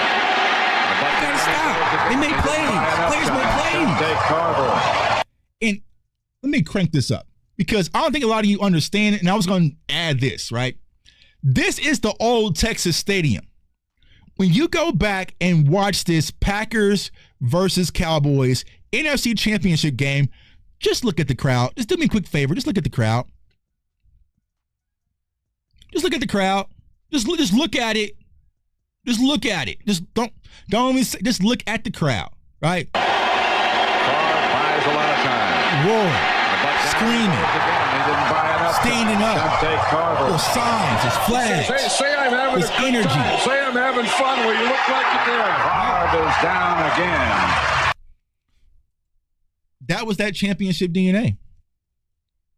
That was that championship DNA. And what I'm trying to figure out, and salute to my dog Mike Tag, I'm going to talk to Mike Tag about, I just can't find out when was the pivotal moment when we lost it. Bro, you can, Henny, bro, here's how crazy it is, right? When I was watching that game last night, I kept forgetting we were the home team because it was so unfamiliar. I'm talking about from the moment it started, I was like, oh, we are in Dallas. I'm like, where are we? Is that we are in Dallas. You can hear the difference. People are standing up. It's complete pandemonium. It's complete pandemonium there, right? Championship DNA, right? This team right here, Jimmy Johnson was not okay with just being fine. Or not this team. This was Jimmy's guys, right? But it's Barry Switzer. But Jimmy Johnson wasn't okay with just being fine or okay. If you were just fine or okay, Jimmy Johnson would have told you to pack up your shit and leave. You see what I'm saying? What's up, JC? I wasn't playing no damn Thunderstruck. Hey, Lou. Hey. I challenge anyone to go find some Jimmy Johnson quotes when he's just saying, hey, we're okay. I think we're an okay team. I think we're fine this year. Hey, Jimmy Johnson, what's your thoughts on the upcoming season? Oh, I think we'll be fine. Just relax a little bit. We'll be fine. It kills me, y'all. It kills me. That's what's happening to our fan base, that we, a team who's come from championship allure, years later, we are now comfortable as a fan base just being fine. I mean, we were fine last year. I think last year's team was fine. You know what I'm saying? I think last year's team was fine. Fine is not enough. Good is not enough. Okay is not enough. We are chasing greatness. That is the standard that the Dallas Cowboys have set. Them ticket prices are not the ticket prices for a team that's just fine. Them ain't just fine ticket prices. Them ain't just good ticket prices. Those are great. You know what I mean? Them ticket prices are great. Some Tony the Tiger shit. Stop settling. You don't go to the club when y'all was single and be like, what's your thoughts on old girl? I mean, she's okay. She'll do. I mean, she'll work. I mean, there are some nights like that, but the ones you really want, bro, yeah, she's okay. I mean, yeah, she's fine, I guess. The fuck? Don't settle for fine. All right. So let's go ahead and turn on the phone lines real quick, y'all. Just want to vibe out before we get ready to draft Cooper Flag and change the landscape of the NBA. 530-399. Call me if you're feeling fine. 530-399. Call me if you're feeling fine. 4100. Press the access code 506-943-9. Oh, whoa. What's that? Let me see. Eyes getting bad. Old age. 506-9493 pound. All right. All right. Do you want to be safe and good, or do you want to take a chance and be great? Greatness comes with the risk, just like Sean's saying. You gotta take risks. You gotta, right? Don't be comfortable. Don't be comfortable as a Cowboys fan, and don't be comfortable in life in general. You know what I'm saying? Like, don't do that. You know what I'm saying? Don't do that. Always chase greatness. Always chase greatness. All right, we got a caller. Let's see here. Bang. I don't think this is no Dak here. I think we're good. I know who this is. Hey, caller, state your name. Where you from? Okay, perfect. I'm first. All right. This is Deshaun. Okay. So, bro, you're on fire. You are amazing, dog. Appreciate you, dog. Okay. So, all right, I'm about to ask you 5 questions, and then I'll ask a statement and get up out of here because I know a lot of people's on the call. Okay. Okay. So, for one, when the Rangers won the championship, what did they do? When we just won our recent championship, what did we do? Because I remember we got aggressive. They was aggressive. Mm-hmm. They got a new GM, Mm-hmm. and they went after a big name player, which was Corey Seager, Mm-hmm. and he had other people. Mm-hmm. So that's one team, right? That's Right. one. What happened when the Stars? Now remember, the Stars have made 3 consecutive conference championships. What did the Stars do? They did what? They got aggressive. They didn't get complacent. They didn't do none of them things. Mm-hmm. Made 3 of them back to back to back. Now, did they win championship? No. But they made 3 of them things, and they know what to do, how to change. Mm-hmm. Question number 3. And this is for people in the chat. Do y'all like to lose? Because I hate it. I hate to lose. Bro, I hate losing I hate anything. to lose in rock, paper, scissors. I hate to lose in Madden. I hate to lose in NCAA. I hate to lose in a race. I hate to lose in a basketball game, in a pickup game. You know why? Because when you lose, Tuck, guess what that other opponent gets to do? They Right. get to trash talk you all day long. Yeah. They get to sit up here and say whatever they want to the entire time until you see them again. Mm-hmm. And that's what I feel like fans do not take that personally. Right. You know how annoying that is? That our opposing people in a division had to go to an NFC championship game, and we're sitting there hoping and praying like, can this be us? Mm-hmm. Can we get this opportunity? Can we do this? So when that person said it's fine, I got irritated and mad with you because, Tuck, I'm 24. I've never in my life seen a championship. I've never been to a parade. The only parade I've seen was with the Rangers, and they didn't even know how to have a parade. Bro, They this asked is what other this is what it teams- looked they like. asked other teams. This Go is ahead. what this is what it looked like. This is what it looked like back when the Dallas Cowboys were going to their championships, and my ass was too young and broke, said to even go and enjoy it. We had that type of money back then, which is crazy. For real. Mm-hmm. And then my fourth thing is this: are y'all not hungry? Like I would ask like players, like if I could go into, are y'all not hungry? How bad do you want it? Mm-hmm. What are you willing to sacrifice to get to that? Are you willing to sacrifice money? Are you willing to sacrifice picks? Or what are you willing to sacrifice to get what you want to get? Mm-hmm. Because everybody want to build a dynasty but don't know what it takes to have a dynasty. Mm-hmm. First off, it's more than just culture. It's Right. mentality. When you come in and walk into an opponent's place, when you walk into Philadelphia, you should feel like you're the baddest mother effer in there. Right. Why? Because it's a mentality that you need to have in order to win the big games. Right. Tough. You can't walk into an opponent's lair and acting scared and act like you don't know where you're at. Right. That's the reason why it's so important to beat the big teams in the regular season game. You want to know why? Because then you feel like you belong somewhere. Right. And Feel me not to figure that cut out. you and not to cut Go you ahead. off, Sean.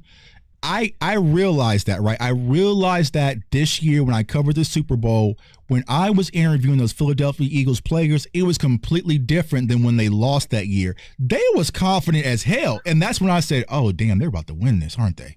Because they were just like, we've already seen this dragon and Pat Mahomes. We went into the Dragon's lair in Kansas City and already beat them. And we got Saquon Barkley.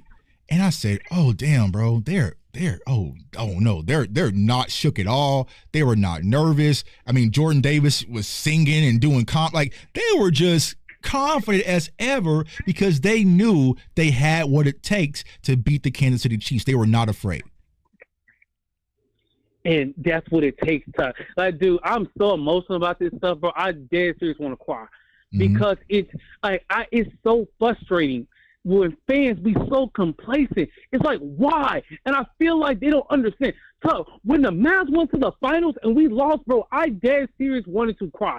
Why? Because when you're in that position, when you're in that territory, when you're in something that you're not used to being in, dude, it's so important to get there because you don't know when you're going to get there again. Right.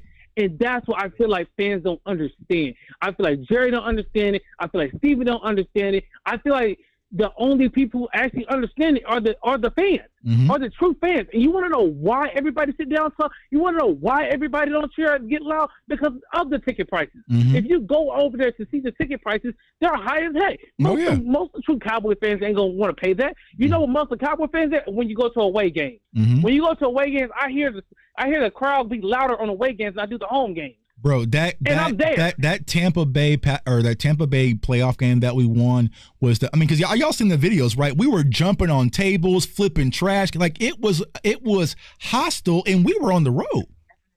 You know what I'm saying? And it was never like that at AT&T. Dallas Cowboys fans was louder in Tampa when we beat Brady than they was when we played San Francisco. In San Francisco, when we played San Francisco in Dallas, it was pretty much 50-50 split. And then Green Bay, I would say it was probably like 60-40. Mm-hmm. And so my thing is this. And then I'm going to say my fifth thing, then my seventh about it because I know it's a lot of college. My fifth thing is this. How would you feel, because I've heard this from Vox, how would you feel if the Cowboys actually won an actual Super Bowl and you got to go to the parade and enjoy it with the players? How would you feel? Amazing. Amazing. Vox said he'll go to jail. Yeah. That I've heard that multiple times. Vox said we won the Super Bowl, he's going to jail. Yeah. Why? Because in that space, you've been rooting for the same team day in, day out. When it got blown out by Green Bay, when we lost in 2014, when we lost in 2016, when we lost in 2018, and how we lost in these type of games, you were still there. So imagine how it feels to actually be able to see your team lift the Lombardi Trophy. Yeah. And many teams can't even say they did this type of thing. Yeah. Yeah, it would be for me because one, you guys know the Cowboys go to the Super Bowl, I'll be there front and center covering it. But it's like I want that, right? I want to be able to be like, okay, here's Dak Prescott at the podium, and now I'm interviewing Dak and I'm interviewing Mike. Like I want not only like I said, y'all, for me being at the Super Bowl for the past 3 years, not only do I want that for the team, but I want that for us. Like I don't think y'all understand what that energy is like. You see everyone out there, there's celebrities and everybody. I want that for my team. And so that's one of the reasons why I do what I do the way that I do it, because that's what keeps me up at night. But my frustration, bro, is why doesn't it keep the organization up at night as well? You know what I'm saying? Like, it pissed me off because I told you guys, I had free access to the Super Bowl, suite and everything with Des, which is my dog Des. You know what I'm saying? I woke up that morning on Sunday because I knew the Eagles were about to win, and I said, I can't sit back and watch this shit. I'm going home. So I got the first plane home and just came because I didn't want to have to experience walking out that stadium, fly Eagles fly, watching the confetti drop on Jalen. Like I didn't. So it like you said, bro, I hate losing, and I don't understand why other people don't. You know, why they're just okay with it just being fine. I don't. Yeah. And then here's my statement. My statement is this: if you are going to make a change, you have to be willing to be able to sacrifice to make the change. What will you sacrifice? Maybe you sacrifice time. Maybe you sacrifice being able to not spend time with your family. Maybe you sacrifice eating less junk food than what you need to, or what you have to do. You have to sacrifice something to gain something. And I feel like that's what Jerry and Steve are not understanding. Bro, F them picks. Right. F the money. We still have money now. Right. And we're not using it. Talk. Oh my gosh. Like, okay, so this is my final thing for real. Do you have you heard about the Red Lobster guy, the guy that stood up here and changed the whole thing around with the seafood board and everything? I saw it on Twitter, but I didn't read it. I saw something about these bringing the Red Lobster back. Okay. So this guy, he's African American and everything. So Red Lobsters haven't been the same and everything. It's been going down a lot recently. And this guy came in. He said, "You know what? We're about to make a change. I know what my people want. I know how we get down. So we're gonna take away some of this item, some of that item. We're gonna add in seafood boils, and we're gonna add $5 alcohol drinks. And we're gonna make sure it's 3 to 6 because we don't want to be serving late at night and some people get in the car wreck. Right. But we're gonna serve them 3 to 6, and we're gonna sit up here and we're gonna change this down. We're gonna see how this works." Look, I've never seen, ever since Red Lobster, the old Red Lobster, I've never seen so many people have try to taste Red Lobster before in my life. They were almost closing. They were literally closing hundreds of stores. So what did he do? He made the changes and made the sacrificing play to get what he wanted to get. See, and my final thing, for Jerry and Stevens to be businessmen, they sure don't think or act like it. Because they don't have to, bro. That's the problem. They don't have to. Yeah. Business on autopilot. So because right now there's people like I said, I don't want to make sure like I'm bashing on the dude that commented on it, but there are people who are just feeling like, oh, we're fine. That's all that we need is fine. And that's why after we got that George Pickens deal done, Stephen Jones can put some bass back in his voice and say, we ain't doing nothing else. We ain't got nothing else cooking. You know, we're closed for business pretty much. You see what I'm saying? Because the fan base has been won back. When I tell you, bro, when I tell y'all my season tickets that I posted sold immediately, they have never done that as quickly as they did. As soon as I posted them, those tickets all sold for quadruple the price. Dang. Yeah. Mm-hmm. It was as soon as I posted, boom. So say go Cowboys and talk about. Like I said, if we're 4-2, we're in trouble. 5-1, I'll take it. I want to be 6-0. That's just how I feel. Right. Facts. We need to beat somebody in our weight class, bro. I appreciate you for calling in, my dog. Keep repping, man, and yeah, don't never settle, bro. Never settle. All right. Yeah, y'all, it's facts, man. I hate losing. Ask my wife. We had a date night this past weekend. We were kind of playing some board games and stuff on the iPad, and she was like, "Damn, are you going to let me win?" I was like, if I let you win, then that means I lose. Why do I want to lose? Like, I don't let my kids win or nothing. So me and my boys for Father's Day weekend went to Dave & Buster's. We played a bunch of games. You know what I'm saying? I beat my kids in a bunch of arcade games. But my youngest son, J Tuck Jr., he beat me in Pop-A-Shot, right? And then it didn't sit right with me. So I was like, run it back. So the next one, you know what I'm saying, I put my phone, put my phone up and everything. I play Pop-A-Shot versus J Tuck Jr. and I'm in my mode, right? So I put up like 50. And I look over and he hit 56. And he was like, I got you again, old man. Like that, it pretty much ruined my entire night. And he's like me. He knows if he wins, don't play me again. You know what I'm saying? So he won't play me no more. But me losing to J Tuck Jr. and Pop-A-Shot twice, I'm still not feeling it. I'm still not feeling it, man. So, all right, got some more callers in the chat. Let's see here. Bang. Yo, caller, state your name. Where you from? Hey, it's Henny, man. Hey, what's going on with you, big dog? What's going on with you, bro? Man, I can't call it, man. How you been, brother? Good, man. Just chilling, you know what I'm saying? Getting ready for a little vacay, but thought I'd hop on and talk to Cowboys Nation real quick, so. Yeah, man. Hey, dog, I'm really feeling your point, man, about what the Dallas Cowboys used to do compared to what we're doing right now, man. Because do you remember when Saquon Barkley and Derrick Henry and Josh Jacobs and all these premier running backs were free agents, and the Cowboys said, you know what? We got Rico Dow, man. Right. That's gonna be enough for us. Right. Enough. It'll be good enough. But Henny, if you look at 17 games, and if you stretch it all out, then Rico can still get you 1,000. Yeah, that's sad. Yeah. And listen, you know, Saquon had a historic playoff run, dog. Mm-hmm. Like he ended up having the third most rushing yards in any playoff run in NFL history. Mm-hmm. Like only John Riggins and Terrell Davis had more rushing yards than he did. Mm-hmm. To put that in perspective, we talk about the '90s Cowboys. He had more rushing yards this season than Emmitt Smith did in either one of our Super Bowl runs. Mm-hmm.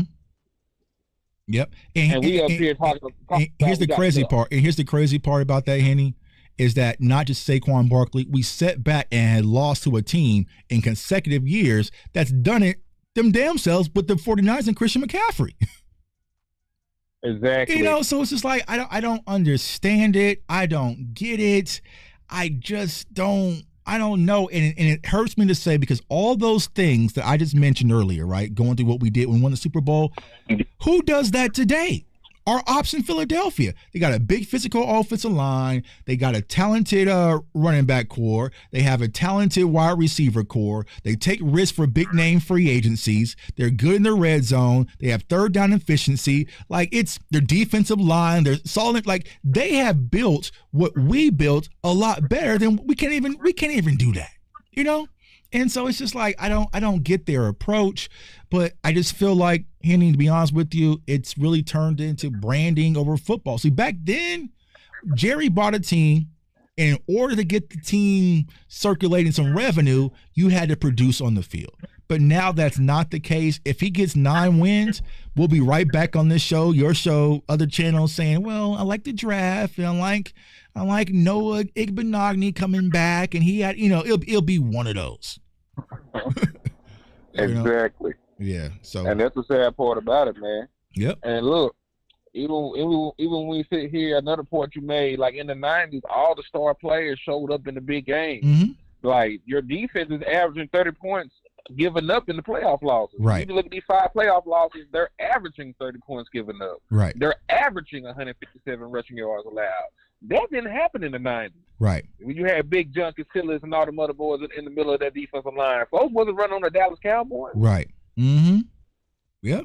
And I mean, it was just, because they talked about, Leon Letton suspension and then even making the move to bring in Charles Haley, who was a live wire. Like, it was big risk, big gambles, big rewards. And see, what people don't understand, y'all, this is the Dallas Cowboys that I grew up loving. You know what I'm saying? This is the Cowboys I grew up loving. So I just knew it was just bigger than life. They would do anything to win, tough, swagger, confident. These new cats look so unfamiliar to me. You know what I'm saying? They look so unfamiliar to me because when I was coming up, and a lot of us were younger coming up watching Dallas Cowboys, we were a tough, nasty, physical, arrogant, high-flying, profiling team. You know what I'm saying? Because I was watching if you go back and watch the Packers game, watch when Dion's getting ready to on punt return. It was electric. You know what I'm saying? He was back there dancing. The whole crowd was up there dancing, just waiting to see Dion just touch the ball. You know what I'm saying? But now it's just, Dion today could tattoo a star on his forehead and say, "Come get me, Jared." And they'd be like, "Oh no, the cost." You know what I'm saying? I don't know, the star. It's, and I'm trying to figure out, Henny, you might know this because you're a stat guy, you're a historian. Like, when did it change? Like, when did it become branding over football? When Stephen Jones ended up bailing out Jerry Jones. Because what people don't remember is the reason why Jerry sort of mitigated a lot of the stuff that, a lot of the personnel stuff to Stephen, is Jerry did put the Dallas Cowboys in cap hell with some bad trades and some bad free agent signings. Mm-hmm. We remember when we traded for who that wide receiver that didn't pan out for us. Was it Roy Williams? Was it Roy Williams? They made a trade for Roy Williams. They made the acquisition for the other boy. Like, Jerry Jones was swinging wildly in the early 2000s and missing everything. Mm-hmm. Then Stephen Jones stepped in and he cleared the books. He got Jerry Jones out of cap hell. And that's when they sort of been the conservative Cowboys ever since that point in time. Ah, there it is. So that's where I need to start my research, is when Stephen Jones took over control. All right. Yeah, when Stephen Jones saved Jerry Jones, that was when Jerry Jones sort of mitigated the stuff to him. Because remember, early 2000s, we weren't good teams, mm-hmm. but Jerry Jones was damn sure trying to put a product out there. Right. You remember that's how we ended up with the over-the-hill wide receivers. That's how mm-hmm. you end up with a Keyshawn Johnson in Dallas and mm-hmm. shit like that. Right. Good point. And also remember, y'all, Stephen Jones did push Jerry Jones up against the wall when he tried to get Dion. So he's just been the cap guy just from birth. You know what I'm saying? He's just been birthed to be that mm-hmm. way with his conservative strategy. But you would think, Kenny, damn, after 30 years, maybe I should try a little bit different. If Stephen Jones' name was Stephen Thompson, the GM, he would have been fired years ago. But so yeah, dog. So yeah. Hey, man, I appreciate you for calling in, my guy. But yeah, we'll have to link, man, because I think that's a story that really needs to be told. Because like Sean just called in, a lot of younger Cowboys fans don't understand what we really used to be. You know what I'm saying? Like, they don't understand what we were really used to be and how we were raised as Dallas Cowboys fans. And it's completely a night and day difference. I mean, y'all can hear the crowd roaring. You know what I'm saying? You can hear the crowd roaring all the way from the Twitter account. You know what I'm saying? So imagine being in Texas Stadium back then where it's dirty, grimy, and football was the main attraction, not Instagram photo opportunities. Yeah, man, it's sad. Listen, like they might try and glamour and gloss up some of the stuff, but they need to watch the documentary when it comes out in August about the 90s Cowboys. Yeah. When that I shit forgot that's coming. on Damn, we got two. We got on Netflix a lot this year. I mean, we got also the what's the other show on HBO? Hard Knocks too. Oh shit. Yeah, we're gonna be on Hard Knocks. We're gonna be on that. Oh yeah, like shit. Hey, speaking of that hard knock stuff, man, how you think Shotty gonna handle that this year, man? Then I'll get off. How you think Shotty gonna handle? I think he'll be fine. I think he'll be fine. You know, I think Shotty's going to be kind of seasoned around the cameras. You know, I know Mike McCarthy hated that shit. You know what I'm saying? But I think Shotty's going to be a little bit more seasoned. He's going to smile and charm. But it's all going to depend on how the season's going. You know, because if we losing and he's out there so charming, you know, Cowboys fans ain't going to be too keen on that, right? So, but I think Shotty will be fine. I think Shotty's seasoned enough to be able to handle the cameras in the locker room. I hope so, because like shit, I hate us having distractions. We the one team that already got too much going on to have any other outside noise, man. Right. At least you have to mitigate it somehow. Facts. So we shall see. Well, all right, my dog. We appreciate you calling in, man. For everyone hearing you for the first time, man, let them know they can find you, my dog. Yeah, man, it's your boy Henny the Moore reporting live from the liquor store, man. It's HTM Sports on YouTube, HTM Sports on Twitter. We don't call it X. And Henny the Moore on Facebook. You want to tap in with me, man. Much love, Tuck, and keep grinding, man. I appreciate you, brother. All right, my dog. Appreciate you. Yeah, anytime, brother. All right, man. Keep calling, man. We got some fire callers calling in the queue, man. So stay on hold. We're going to get to y'all. But I know who this one is. This one's going to be another one of my dogs, man. Hey, caller, state your name. Where you from? Wrong as hell, man. It's boss, man. You supposed to have my number memorized in your head. No, bro. I deleted your number for all that Luca hate, bro. I didn't take your number. Yeah, you didn't leave you over that Luca. I didn't block your number, man. What's going on with you, dog? hey, we'll fight on that second, man. Let's talk about these Cowboys first, bro. Yeah. God, my boy say we fine. We fine, bro. All right. So I get what's going on, bro. I've been saying this every offseason. I call every offseason the time of illogical optimism. It literally happens every offseason where we'll be for a while because of the loss or whatever happened, and then we'll make some moves, and some of them will be good moves because we are good at getting talent. That's one thing Dallas Cowboys are good at. They get talent, right? And they'll make enough moves to make most of the fans feel good. And so what happens is the people like you, people like me, people like Henny, that lose different people that's going to really just kind of comb through the details and say they did good here, they did good here, they did good here. They not really done there, right? It creates the Carlos guy. And see, this is what I hated about what happened with that call. You wasn't being negative at all. You didn't even get anything wrong with the Cowboys. You was more so getting in your bag, which I hate that he interrupted, and you was showing the fact that I didn't even know that at that time the Dallas Cowboys had the number one or the biggest offensive line. That was a fact that I didn't even know, right? So he calls in and he says, "Oh, Tuck, you're tripping." I'm not calling. He tweeted, "You're tripping. We gonna be fine." See, when you wasn't saying nothing negative, that tells me something. That wasn't a dig at your content today. That was a dig at who you are as a person. Because it was nothing today you were saying that was negative. Nothing. You know? So it's saying this guy called in like, I don't like your style. I don't like the fact that you are trying to always look under every rock for potential pitfalls. And it makes a lot of fans feel bad because they want to feel good. And me and you was talking on the phone, and it's a sad truth that you said. We as Cowboy fans have basically sunk to the point to where it's not about winning championships anymore. It's just about feeling good. For a majority of Cowboy fans, it's been so miserable. We haven't sniffed the Super Bowl. We only got 3 super playoff wins or 4 in 30 years. That is a need. That's trash. That is the opposite of fine. That's crisis. That something is wrong. But we want to have joy, so we'll just lean on the low hanging fruit, and that's hope. And so people like you become the enemy because then you'll say, "Hey, we're not fine. We can actually be fine if they do these things." But when you say, "Oh, we're not fine," that just makes a lot of people kind of cringe up and they don't like your content anymore because you're not drinking the optimism opioid, smoking the crack dope opioid. Facts. So yeah.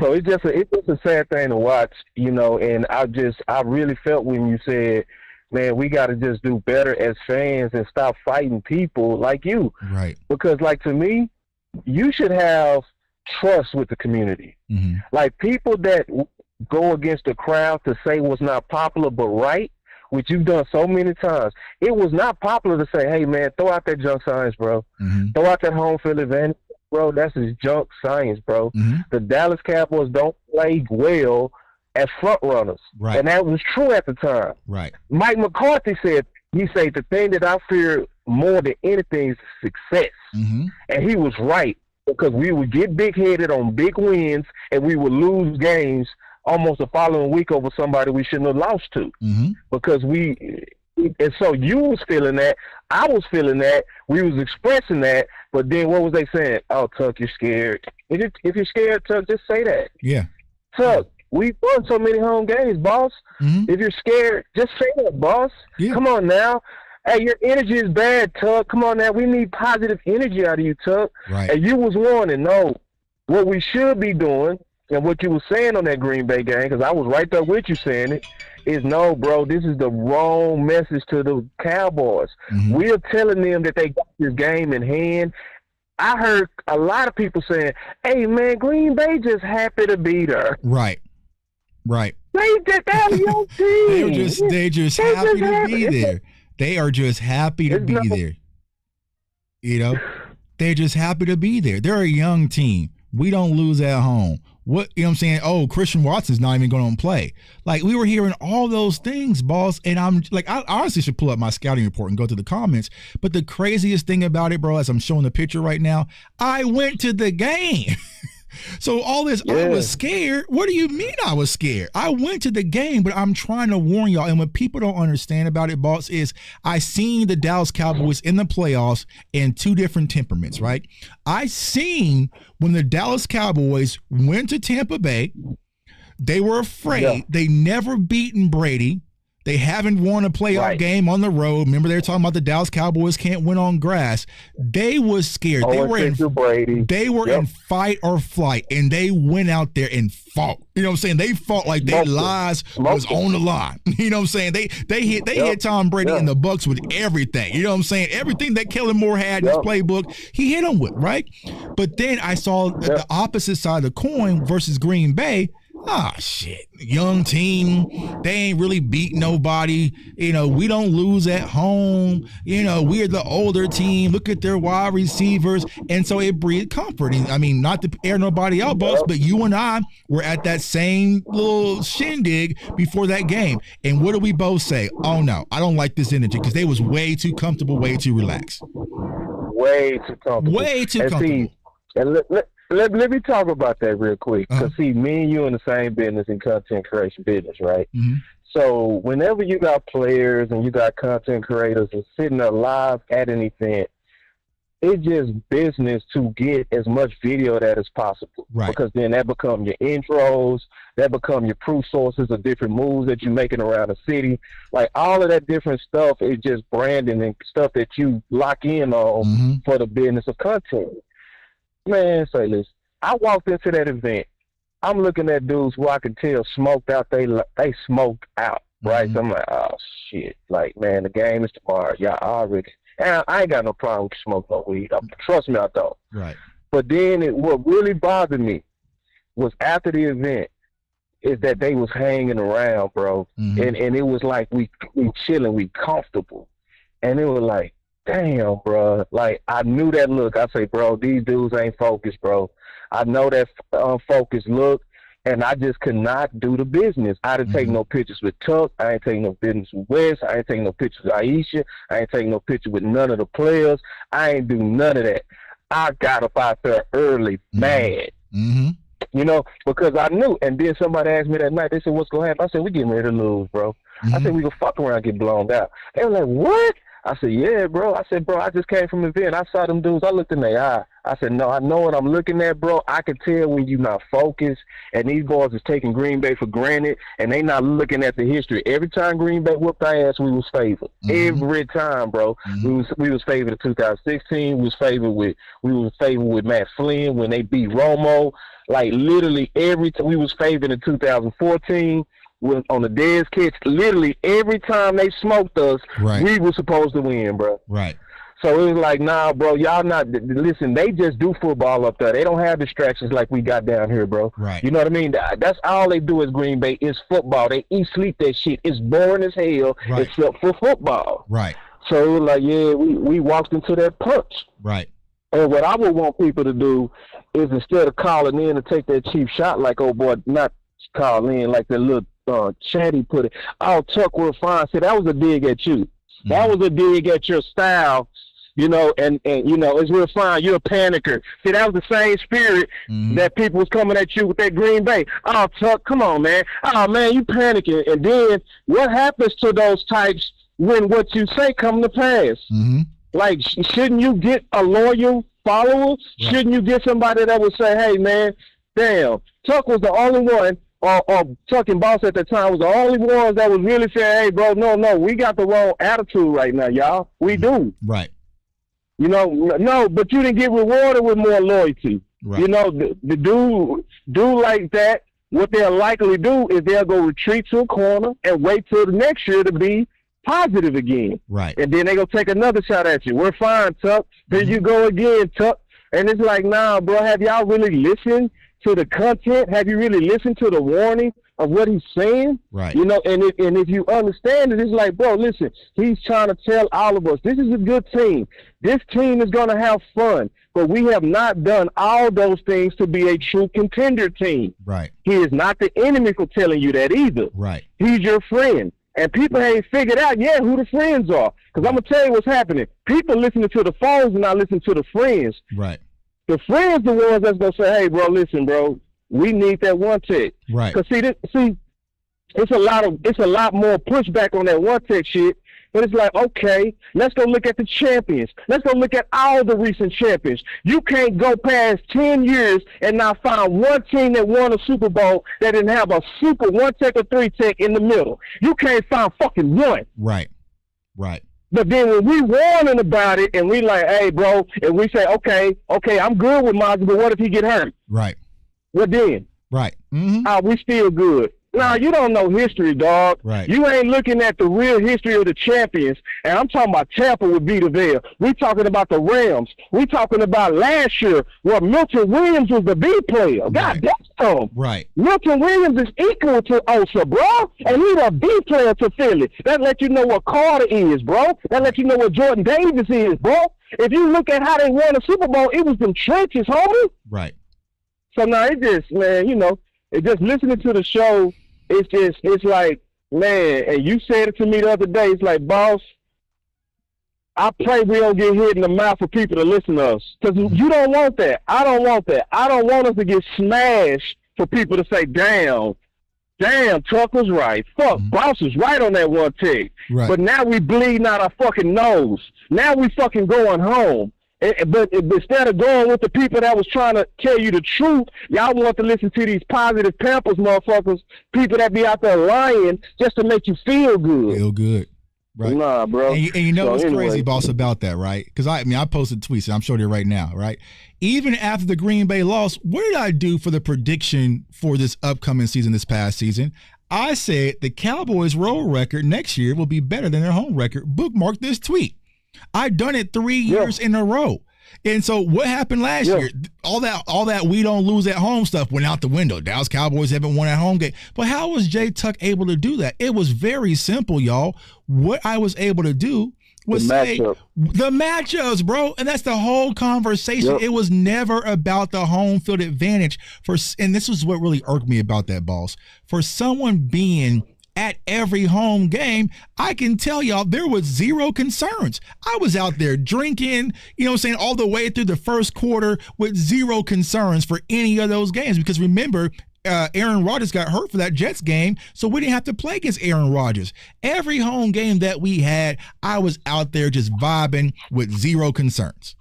With zero concerns. Right. So to tell me, it's the home record, or they can hear the here we goes better, it was all just junk food, comfort, science. And this is why I'm trying to encourage Cowboys fans to please stop doing. We do this every year. We get involved in these petty street crimes versus the Eagles content creators or just Twitter accounts, right? And we start tricking our own selves, right? And we talked about this on the phone, boss. Yep. Y'all remember this conversation, Cowboys Nation? Oh, well, Kelvin Joseph locked up Devontae Smith. So, I mean, that's why the Cowboys drafted him, because he's going to be the Devontae Smith eraser. Now, me being the draft guy, me being someone who's watched tons of Kelvin Joseph film, what I was telling y'all, one, that was the game where Devontae Smith set the college football record. Two, it was just an underthrow from Mac Jones because Kelvin Joseph, but we wanted to feel good about that pick. You see what I'm saying? We just wanted to feel good about that pick, so we ignore all logic. And I think that's the hardest part. It's just, we just ignored it. And so now when Tuck was saying, hey, man, I'm not really feeling this Kelvin Joseph pick, it was we're being negative. We're being the bad guy. Last year, Tyler Guyton, hey, y'all, it's going to take some time for him to grow. You're being negative. And so it's like, we're getting chastised, criticized, ridiculed for caring about this team and really wanting to win. You from Dallas, you know what I'm saying? Dallas, you're from the area. So if anyone should want to lose as much as you and Lou, y'all are from that city. So how dare me fix my lips to be like, boss is being negative. He a fake fan. For content. No, hell no. And see, let me say one more thing about that refined doctrine. This is why I'm going off on that lately. It's because it's dangerous. Right. It's dangerous. It's dangerous. See, the refined doctrine is why we didn't get shoved. Mm-hmm. So like when we sitting here now, you started the show off with PFF, right? You didn't mention yet where PFF got our running back rank. I didn't even get to the running back. Yeah, that running backs was dead last. Dead fucking last. Dead last. You pull it up. Curse it, bro. I ain't mean to curse. No, you're good. You're good. Dead last, bro. Dead last. Yeah. It's where we're graded. Now, I don't really take PFF grades with a grain of salt, but still. But what was people saying? Oh, we're fine. Right. Let's get these young guys a chance, boss. Right. Come on, talk. We got Blue. He's just set. Right. We got Maffa. Come on, boss. Right. And it's like that's what real fine does. Right. You start talking like Steven. Because see, that Steven had that spirit with Dion, bro. When San Fran took us out, right? We could have four-peated. San Fran took us out. The key reason we didn't beat San Fran was because of Dion. Right. So guess what? When Jerry jacked up Steven against the wall, Steven was trying to tell Jerry, we don't need Dion. We're fine. Right. It's the same doctrine. So Jerry was like, no, we need to be aggressive. We're close. So we had 3 12-5 seasons, and Cowboy fans steadily been saying, we're fine, Tuck. We're fine, boss. We're saying, be like Jerry was then. Be aggressive. Right. Don't make the Chubb move. Now, will it work? We don't know. But throw it at the wall. Right. Make that dude go in there and compete. Make them youngsters earn it. Oh, boss, we're fine on one check. We don't need it. See, it's dangerous, bro. Because, see, guess what? When we walked in there with the Rams in 2018, that's what got our ass kicked in the teeth. We're fine, boss. We don't need a one check. Right. Oh, yeah, we fine. And then Girl and them just cracked us, man. Mm-hmm. So we're not the bad guy. Tuck is not the bad guy. He's your friend. The people that's not your friend are the people that just pom every pick. Right. The people that just super high on everything. The people that's your friend are the people that say, hey, y'all, listen, I know y'all like Blue, but I'm going to be honest with you. He's supposed to be a pass catcher. He drops a lot. Right. I'm just being honest with you. He does drop. I don't watch 12 of his games now. Right. All of them motherfuckers. I don't watch them, bro. Right. He drops a lot. His pass pro is bad. You can't depend on him to be a 3-down back like you envision. And I'm just telling you, right? You're gonna hardly ever see him make a good block. I'm telling you the truth. I'm not lying to y'all. I'm being honest with y'all. Come on now. Come on, Chuck. Come on. Let me pause you for a second, boss. Let me pause you for a second, boss. So for you going out there telling, hey, Jadon Blue really isn't that crispy of a pass catcher. He struggles in pass pro. Tell the community, you know what I'm saying, because we're going to rock salute everyone's still on hold, right? Tell the community, what game do you get out of that as a content creator? What game? Oh, we lose. We lose. We don't win. We lose. We don't win shit for telling the truth. Matter of fact, it hurts our growth, bro. It's no benefit for us to tell the truth. It's better if we lie to y'all. It would be better, we don't have explosive growth. Like, if I went out there and was like, woo, that damn Blue, woo, man, shit, he's finna take off. Doug, 20,000 views. That's what people don't understand. There is no reward in doing the style of content. I guarantee y'all, if I wanted to sugarcoat everything, I would be at 60, 70,000. I'm probably losing. Yeah. I'm probably losing followers and subscribers as we speak. Oh boy, he commented, we're fine. He probably dipped the hell up out of here. You know what I'm saying? Oh, he mad. So there's no benefit. Mad. There's no benefit in doing the content that we want to, solution-based content. And the benefit is because I just want to win. We just want to win, bro. It's only one benefit. I'm going to tell you, it's one benefit. The only benefit is real football people know it when they hear it. Right. So the candid people don't have the respect. Right. It's a reason why when I say shit, it get in the building. Mm-hmm. It's a reason why when you say stuff, it get in the building. Because football people know football when they hearing it. Mm-hmm. They also know candy when they hearing it. Right. You know, when they hear these old positive pepper ass bullshit, like when people out there talking about Sam Bond is gonna be Luke Kuechly and shit, like, get your ass out of here, man. Stop. Right. Like, why you got a lot of growth, bro? Right. I have no respect for a whole lot of content creators because I've been watching them this year closer. Mm-hmm. I be like, nah, bro. I see what y'all doing. You pimping my team for your growth. Mm-hmm. You want a job. You want a crossover. So what you doing is you faking and you showing that you know how to play that company ass role. Mm-hmm. So people like Chuck that'll tell you the truth to your face, you don't like them. You don't like Boss because he'll say, hey, man, listen, I like Pickens. So be dope. I like Booker. Dope. I like Dak. Dope.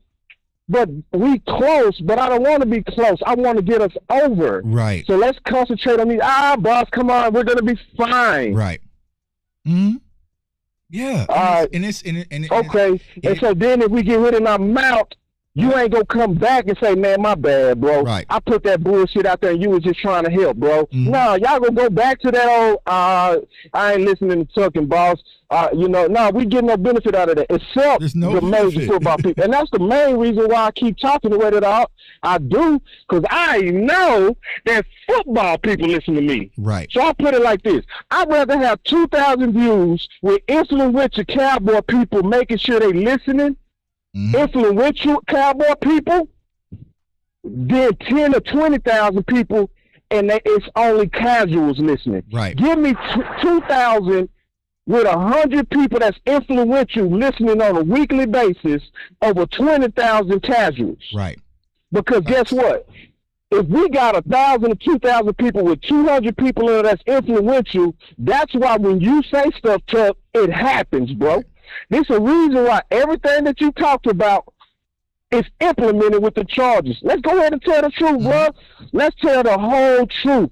Bro, somebody from the Chargers is clearly listening to you, bro. Because literally everybody you plugged over the last 3 years is a fucking Charger, bro. Bro, it's crazy because I even got the tweet about Luke Grimm, who was a slot wide receiver from Kansas. I talked to Jim Nagy about him. He was like, who deserves a Senior Bowl invite? I was like, if there's any player that I would put on my tab that's not getting the credit he deserves, it's Luke Grimm out of Kansas.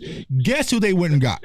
Luke Grimm out of Kansas. They got him. I was talking about Rondé Gatson, the tight end out of Syracuse. A lot on this show, right? Guess who they went and got for the tight end? Amari Hampton, Trey Harris, you know what I'm saying? Like Asante Samuel at the time. Yeah. You're like, Quentin Johnston. Like, it's just like, okay. So there are people. Yeah, it's clear. Mm-hmm. Yeah, it's clear that the influential people that make football decisions listen. Right. It's clear.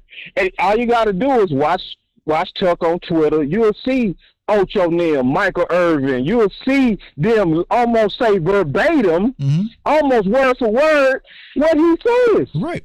Mm-hmm. So that only says that that says when you talk, Ocho sits down. Right. RG3 sits down in this match and says, damn, who is this? Right. Mm-hmm. Then they'll turn on somebody else who will be like, this player here is great. This guy here is great. Mm-hmm. I have a good feeling about it. Turn this goofy ass dude off. You know? Right. Nah, but see, I like it because I know what I'm in it for. I'm in it to win. So it's not about the massive growth to me. Right. You know? Obviously that's a goal. That's a goal of yours. But our main goal is to always be different than these other people's main goals. Right. Some of these cats want jobs. They want to work for .com or NFL or shit like that. Or they want subs, they want money. It's something that's tying up some of these people motives, you know? So I just appreciate you keeping it pure, bro, because it's not too many. It's actually too few. We need more. You know, people that's willing to have debates and fight this shit out that we be fighting about and stuff like that to get to the solution. So, man, I'm going to go ahead and get off, man. I appreciate it. I don't want to take up any time on your calls. I know there'll be a lot of calls. I appreciate I want to say one more thing, bro. Just one more thing. Happy Flag Day. Yeah. Official. I can't stand Luka. I don't have to mute you, man, but hey, flag's official. No, I gotta say that, bro. I gotta say that. Just real quick. Let me tell you why, bro. All right. I know I'm unk, bro. I'm unk. Okay. I know there's a generation gap. I'm from a generation where I hate my enemy, bro. I'm sorry. You the enemy now. You play for the Lakers. You in the West. I don't like you. You know? That. And I don't this is the last thing I was saying. I don't like the fact that you're now getting in ripped shape. Yeah. So this is how I see that. This is how I see that, and I'm just being honest. I would not like the fact that me and you was trying to work it out, little mama. I loved you. I wanted you to be mine, but you refused to just bring me a plate. Then I look up, and I see you not only bringing plates, you serving breakfast, and you bringing it to breakfast. And then this is what the Lakers said. The Lakers said, shit, we don't want that Dallas Luka. In other words, I don't want you to be because they were simps over there. You got it's like the Lakers acting like they the alpha and we the beta. I hate it, bro. They like, nah, you ain't gonna come over here out of shape. You not gonna come out of here all that crying and pouting. You ain't doing that. And he lining up. We are betas, dog, and I don't like it. So I want to fight Luka now. Okay. And happy Flag Day. Happy Flag Day, my dog. Hey, man, appreciate you, man. Now I see where you're coming from. Yeah, you know, so he a Laker, he an op now, man, but he should never been an op. You know what I'm saying? All right, my dog. Appreciate it, man. Hey, that's Boss Cowboy, man. That's why y'all should follow Boss, man. Real, authentic, and that's what it needs. You know, I always feel like Cowboys content creators, it's almost like a coaching tree. You know, there's some people kind of come under the same kind of concepts, and I think people just really want to win. But like I said, y'all, like the stuff that he was saying is real, and it's all evidence. And that's the thing I always tell y'all, right? If someone's going to say something or explain something to y'all, have them show y'all the evidence, right? What we just talked about is no lie. Here's Jim Nagy. Okay, Twitter scouts, we just wrapped up 2 full days, 20 hours of Zoom meetings with Senior Bowl scouting staff. Who is one non-obvious, under-the-radar 2025 NFL draft prospect you would pound the table for to get an invite to mobile? One, I said Isaiah Thomas, right, out of Florida State, who is Wanye's brother, who went to the Jets, smoked everything, did a phenomenal job at the Senior Bowl, but he's probably already going to go. And then I said Luke Grimm, right? I said Luke Grimm out of Kansas. And who did the Chargers pick up? They picked him up. You know what I'm saying? The Chargers sat back and said, oh, for real, Tuck? Bet. You know what I'm saying? And, you know, Henny's probably familiar with Luke Grimm, you know what I'm saying? At least on the college game. But, yeah, you know what I'm saying? I talked about these players because I covered. Luke Grimm deserves a shot next level. I'm telling y'all. So I'm watching these kids. I'm scouting them, but I am doing the work, right? I'm doing the work, and that's the one thing that I respect about me, DMV, Rome, Boss, Henny, the list goes on and on. There are certain people in this community, when they speak, my ears perk up because I know they done the work. All right, last caller here. I'm going to lock it. The conference has been locked. And I know who this is. He's been holding for a minute. Hey, B Bird, what's going on with you, big dog? Oh, not much, Chuck. All right, sorry for the long hold, man. Boss was cooking. Boss was cooking. Yeah. So earlier you were talking about the stadium, and I've been there before. Bought 4 tickets, sat in 100 section, and it cost me about $1,500 to be honest with you. So this is the deal. They built that stadium for revenue, not to give a competitive advantage, man. It's pretty much what you end up getting as a wine and cheese crowd. They just overpriced everything in there. So, when you have one of the better museums in Dallas in your stadium, it's not being built for, football. And I'll ask you this question real quick. In the history of football, name me a solid, hard-nosed, tough dome team. I would say the only one that really comes to mind would be Minnesota at this point. I feel like Minnesota's probably the leading of their charge. The Saints was kind of that, and I haven't been to a Saints game, so the Saints would probably be up there. But I'd probably say Minnesota and the Saints dome team. And it's just not. That's what I'm saying. Yeah, there's not many, and what it is because of controlled atmosphere, controlled temperature. And it's just not. It's not in the cold weather. It's not the rain. It's not all those kind of things. And so I think it does. I think the stadium doesn't give you an advantage. But what I was saying, B-Bird, about that though, not just from that standpoint, from an advantage, but even just the fan base, because I've told you guys numerous times. I remember the San Francisco 49ers game, the playoff game. I got told down to sit down by Cowboys fans numerous times in a playoff game, and it's just like, it's just weird to me. So finally, because I know all of the people that work at AT&T Stadium for the majority, especially my section. So finally, Big John was like, hey man, like, this is a football game. He's not bothering nobody. Like, you guys can stand up. But there was people complaining that was behind me because I was standing up cheering on my defense on third down. So it's like you said, it's that wine and cheese type of crowd. And the real passionate Cowboys fans like us were priced out to the standing room area, but it doesn't have an impact like it should. Absolutely. Or at home because they can't afford it. Right. But even you remember Texas Stadium, a lot of people, the younger people might not understand this, but Texas Stadium had a big crown on it in the middle and it went all the way down. You can hear former athletes say, I hated to play there because you can never get a good judge of where the ball was coming. Quarterback didn't like to throw it, and all that kind of stuff. But it was an advantage for the Cowboys because they played on it all the time. And so it did give you just a slight advantage in that, and so we don't really have that anymore. Yeah, anytime, the light blinds are damn wide receivers, if any, you know what I'm saying? Yeah. So one thing I think y'all talked about last night was, if I could recall, I think y'all talked about trends and being ahead of a trend, correct? Yep. I've been talking about that for 2 years. And I said, hey, when the league starts throwing the ball and the defense gets used to throwing, you should run. And I think what we've been with the Cowboys, with these Joneses lately, is that we've been building our teams. We've been chasing, like, if it's a passing league, we try to become a passing team. And it's too late for that at that point in time. Right now, man, the league is trending to be a running league. And I'll tell you this, it's a little bit of history for everybody that's listening. Part of the reason why the Cowboys won Super Bowls in the 90s is because we went against the trend. So in 85, man, when the running shoot offense came out, they had like 5'11", 5'9" wide receivers, running little quick routes everywhere. But what cornerback had to do, for a cornerback, you had to be smaller and quicker. Well, the Cowboys was the first team that came in with a Michael Irvin and Alvin Harper, and we bodied up everybody. So it took a while for people to start catching on to that, getting bigger corners, bigger wide receivers and everything. But we were at the top of that trend, and we benefited off of it. The thing about it is, right now, man, I actually, like, between Pickens and Booker, I actually think Booker is a more impact player this year.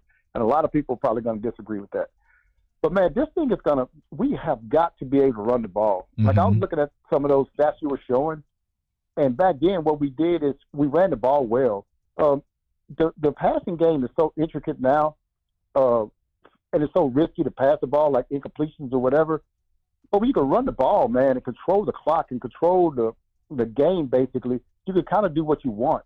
Henry put out a stat the other day about Dak's separation of the wide receivers being the lowest But I think part of that is, and I tweeted Henry and said, hey, Henry, we don't have a run game. Right. So if you don't have a run game, play action is not going to work. That's where your separation comes from. Exactly. And so what we have not had, man, we have not had a run game that we can say, no, we're going to come in, we're going to run the ball 30 times effectively, and then we're going to pass when we want to, not when you want us to. And see, once you can start passing when you want to, now you're going to have some things open because they're going to have to, dedicate a lot of people to stopping the run game. Now you can just throw the ball kind of when you want to or whatever. So I think getting Booker, man, just solidifying that middle, and I'm definitely with Boss because I think the line is not the one that gets the they don't get the glamour, but that's going to be what wins us games. I mean, you go look at Philadelphia; they're solid on their offensive line and they're solid on their defensive line, and that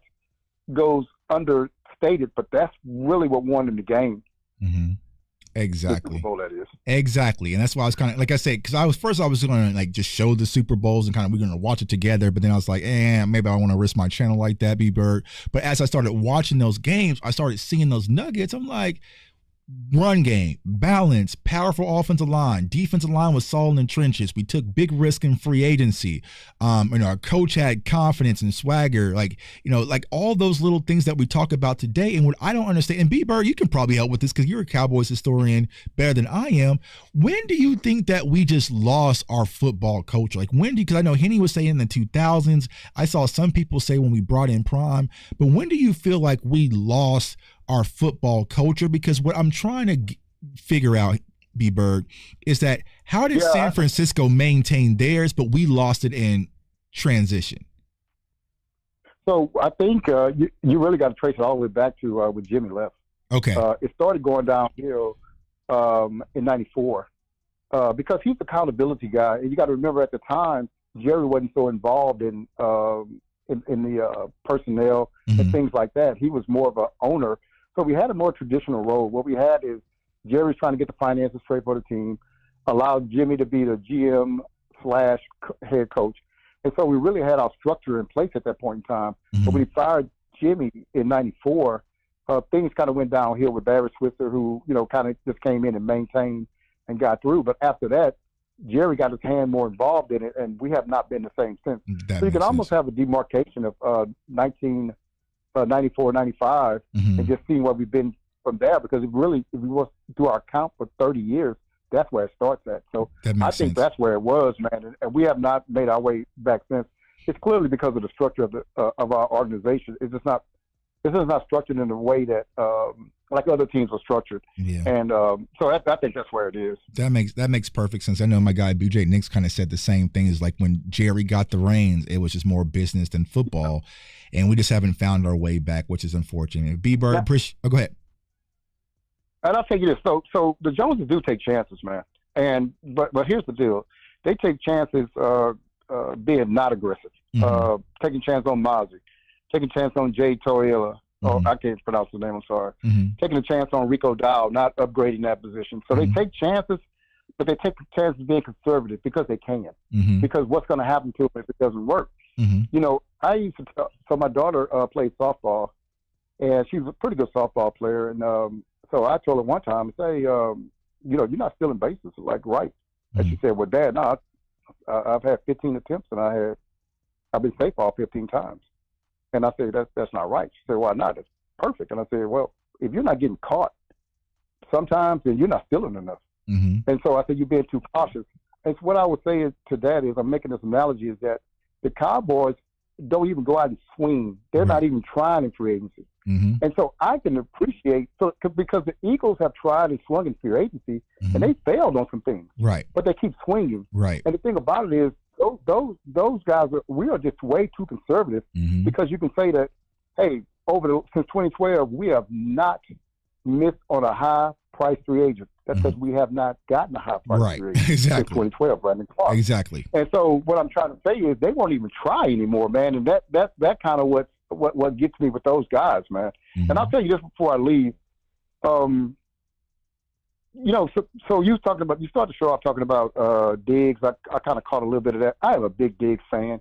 And I actually think that they kind of did him a disservice last year, because I thought that they could have gotten Gilmore and gave him some more time because I think he needed more time to heal. But since they didn't have anybody else out there, he kind of rushed himself back.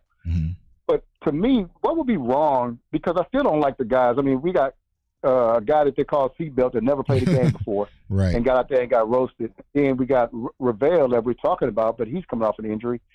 What would be wrong with going to get an Asante Samuels, having Bland, and then if Diggs come back, now you got three.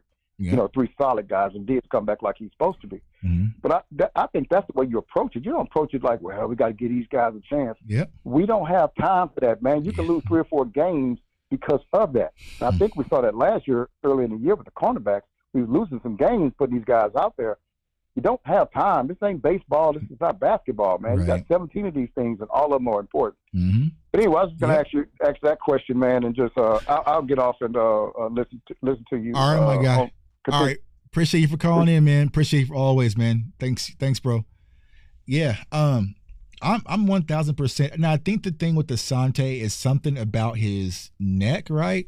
But let's keep it a buck. The Dallas Cowboys will take risks with players with injuries all the damn time. And I just think that I want guys who's been in the fire before. And we know Asante, I mean, he's turned up in playoff games and all. And he can play the inside. He can play the slot. So it's like, I don't know. But it just feels like the Dallas Cowboys aren't going to make a move and go get a Gilmore unless things get ugly. And the way that this NFC East is and where the NFC is going to be, it's going to be tight. We cannot afford to go out there and risk games, man. But Angie, appreciate the super chat. Says, as a Cowboys fan, you can't just simply be a fan. You have to be a business-minded fan or eat up anything they serve you. Facts. Because I came across this. We're talking about this in our group chat, right? This was a post on Facebook. Let's let the camera settle, right? So y'all know, if you're a college football person, that's Jeremiah Love. He's not even in this year's NFL. He's still in college football. He's still playing college football. He'll be in next year's draft, right? This post says, breaking news, the Dallas Cowboys are on the verge of adding a 1,500-yard beast. Defenses won't sleep tonight after their new addition. He's not even in the NFL. Not even in the NFL. He's going to be playing in college football. You'll be able to play with him on the video game. Not, right? There is 2.7 thousand likes. My bad, Rome. This is the only post I'll leak. You know what I'm saying? 508 comments and 183 shares.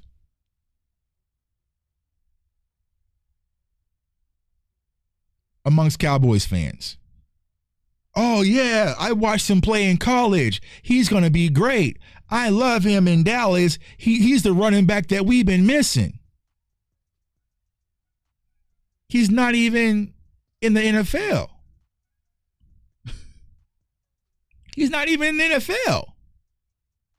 I love Jeremiah Love. We'll talk about him in draft season, but he's not even in the league. But someone just did something.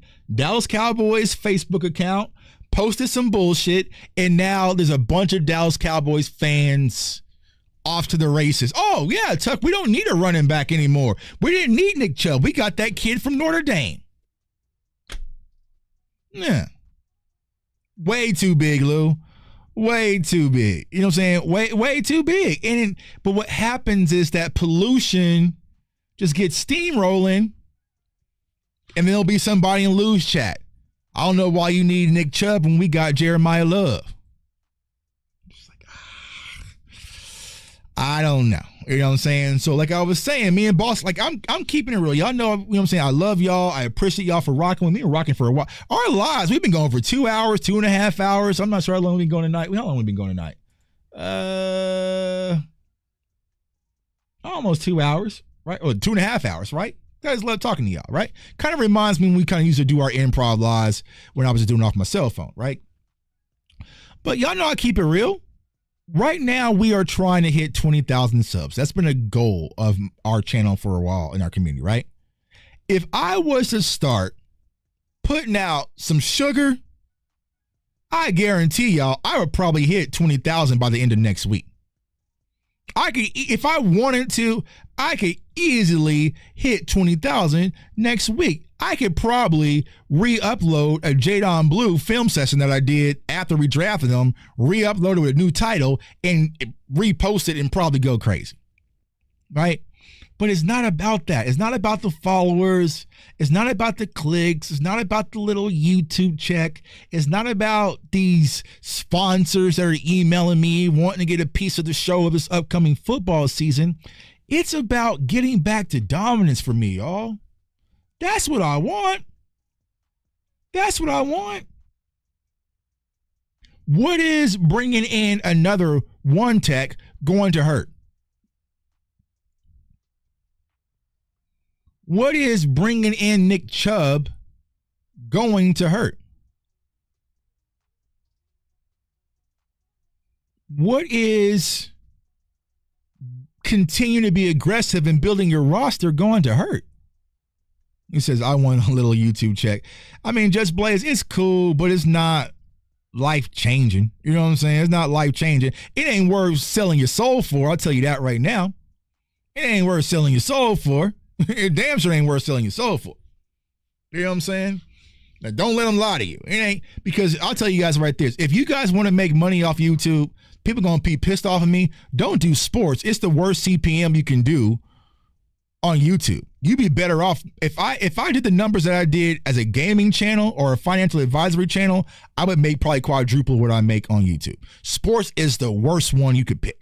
All right, just keep it a buck. All right, so if you want to make money on YouTube, don't even build a Cowboys channel. I would probably go to GTA 6 because my guys who do Madden content and college football content, they're getting the real money. You know what I'm saying? I picked the wrong field. You know what I'm saying? So it just isn't worth it to me. I want to win. I hate losing. I hate losing at anything, right? And I know a lot of you watching this channel, I know Rome hates losing. We all hate losing. Don't be comfortable with losing. Don't be comfortable with being mediocre. Do not be comfortable with just being fine, whether it's with the Dallas Cowboys, whether it's with your kids, or whether it's you in your life.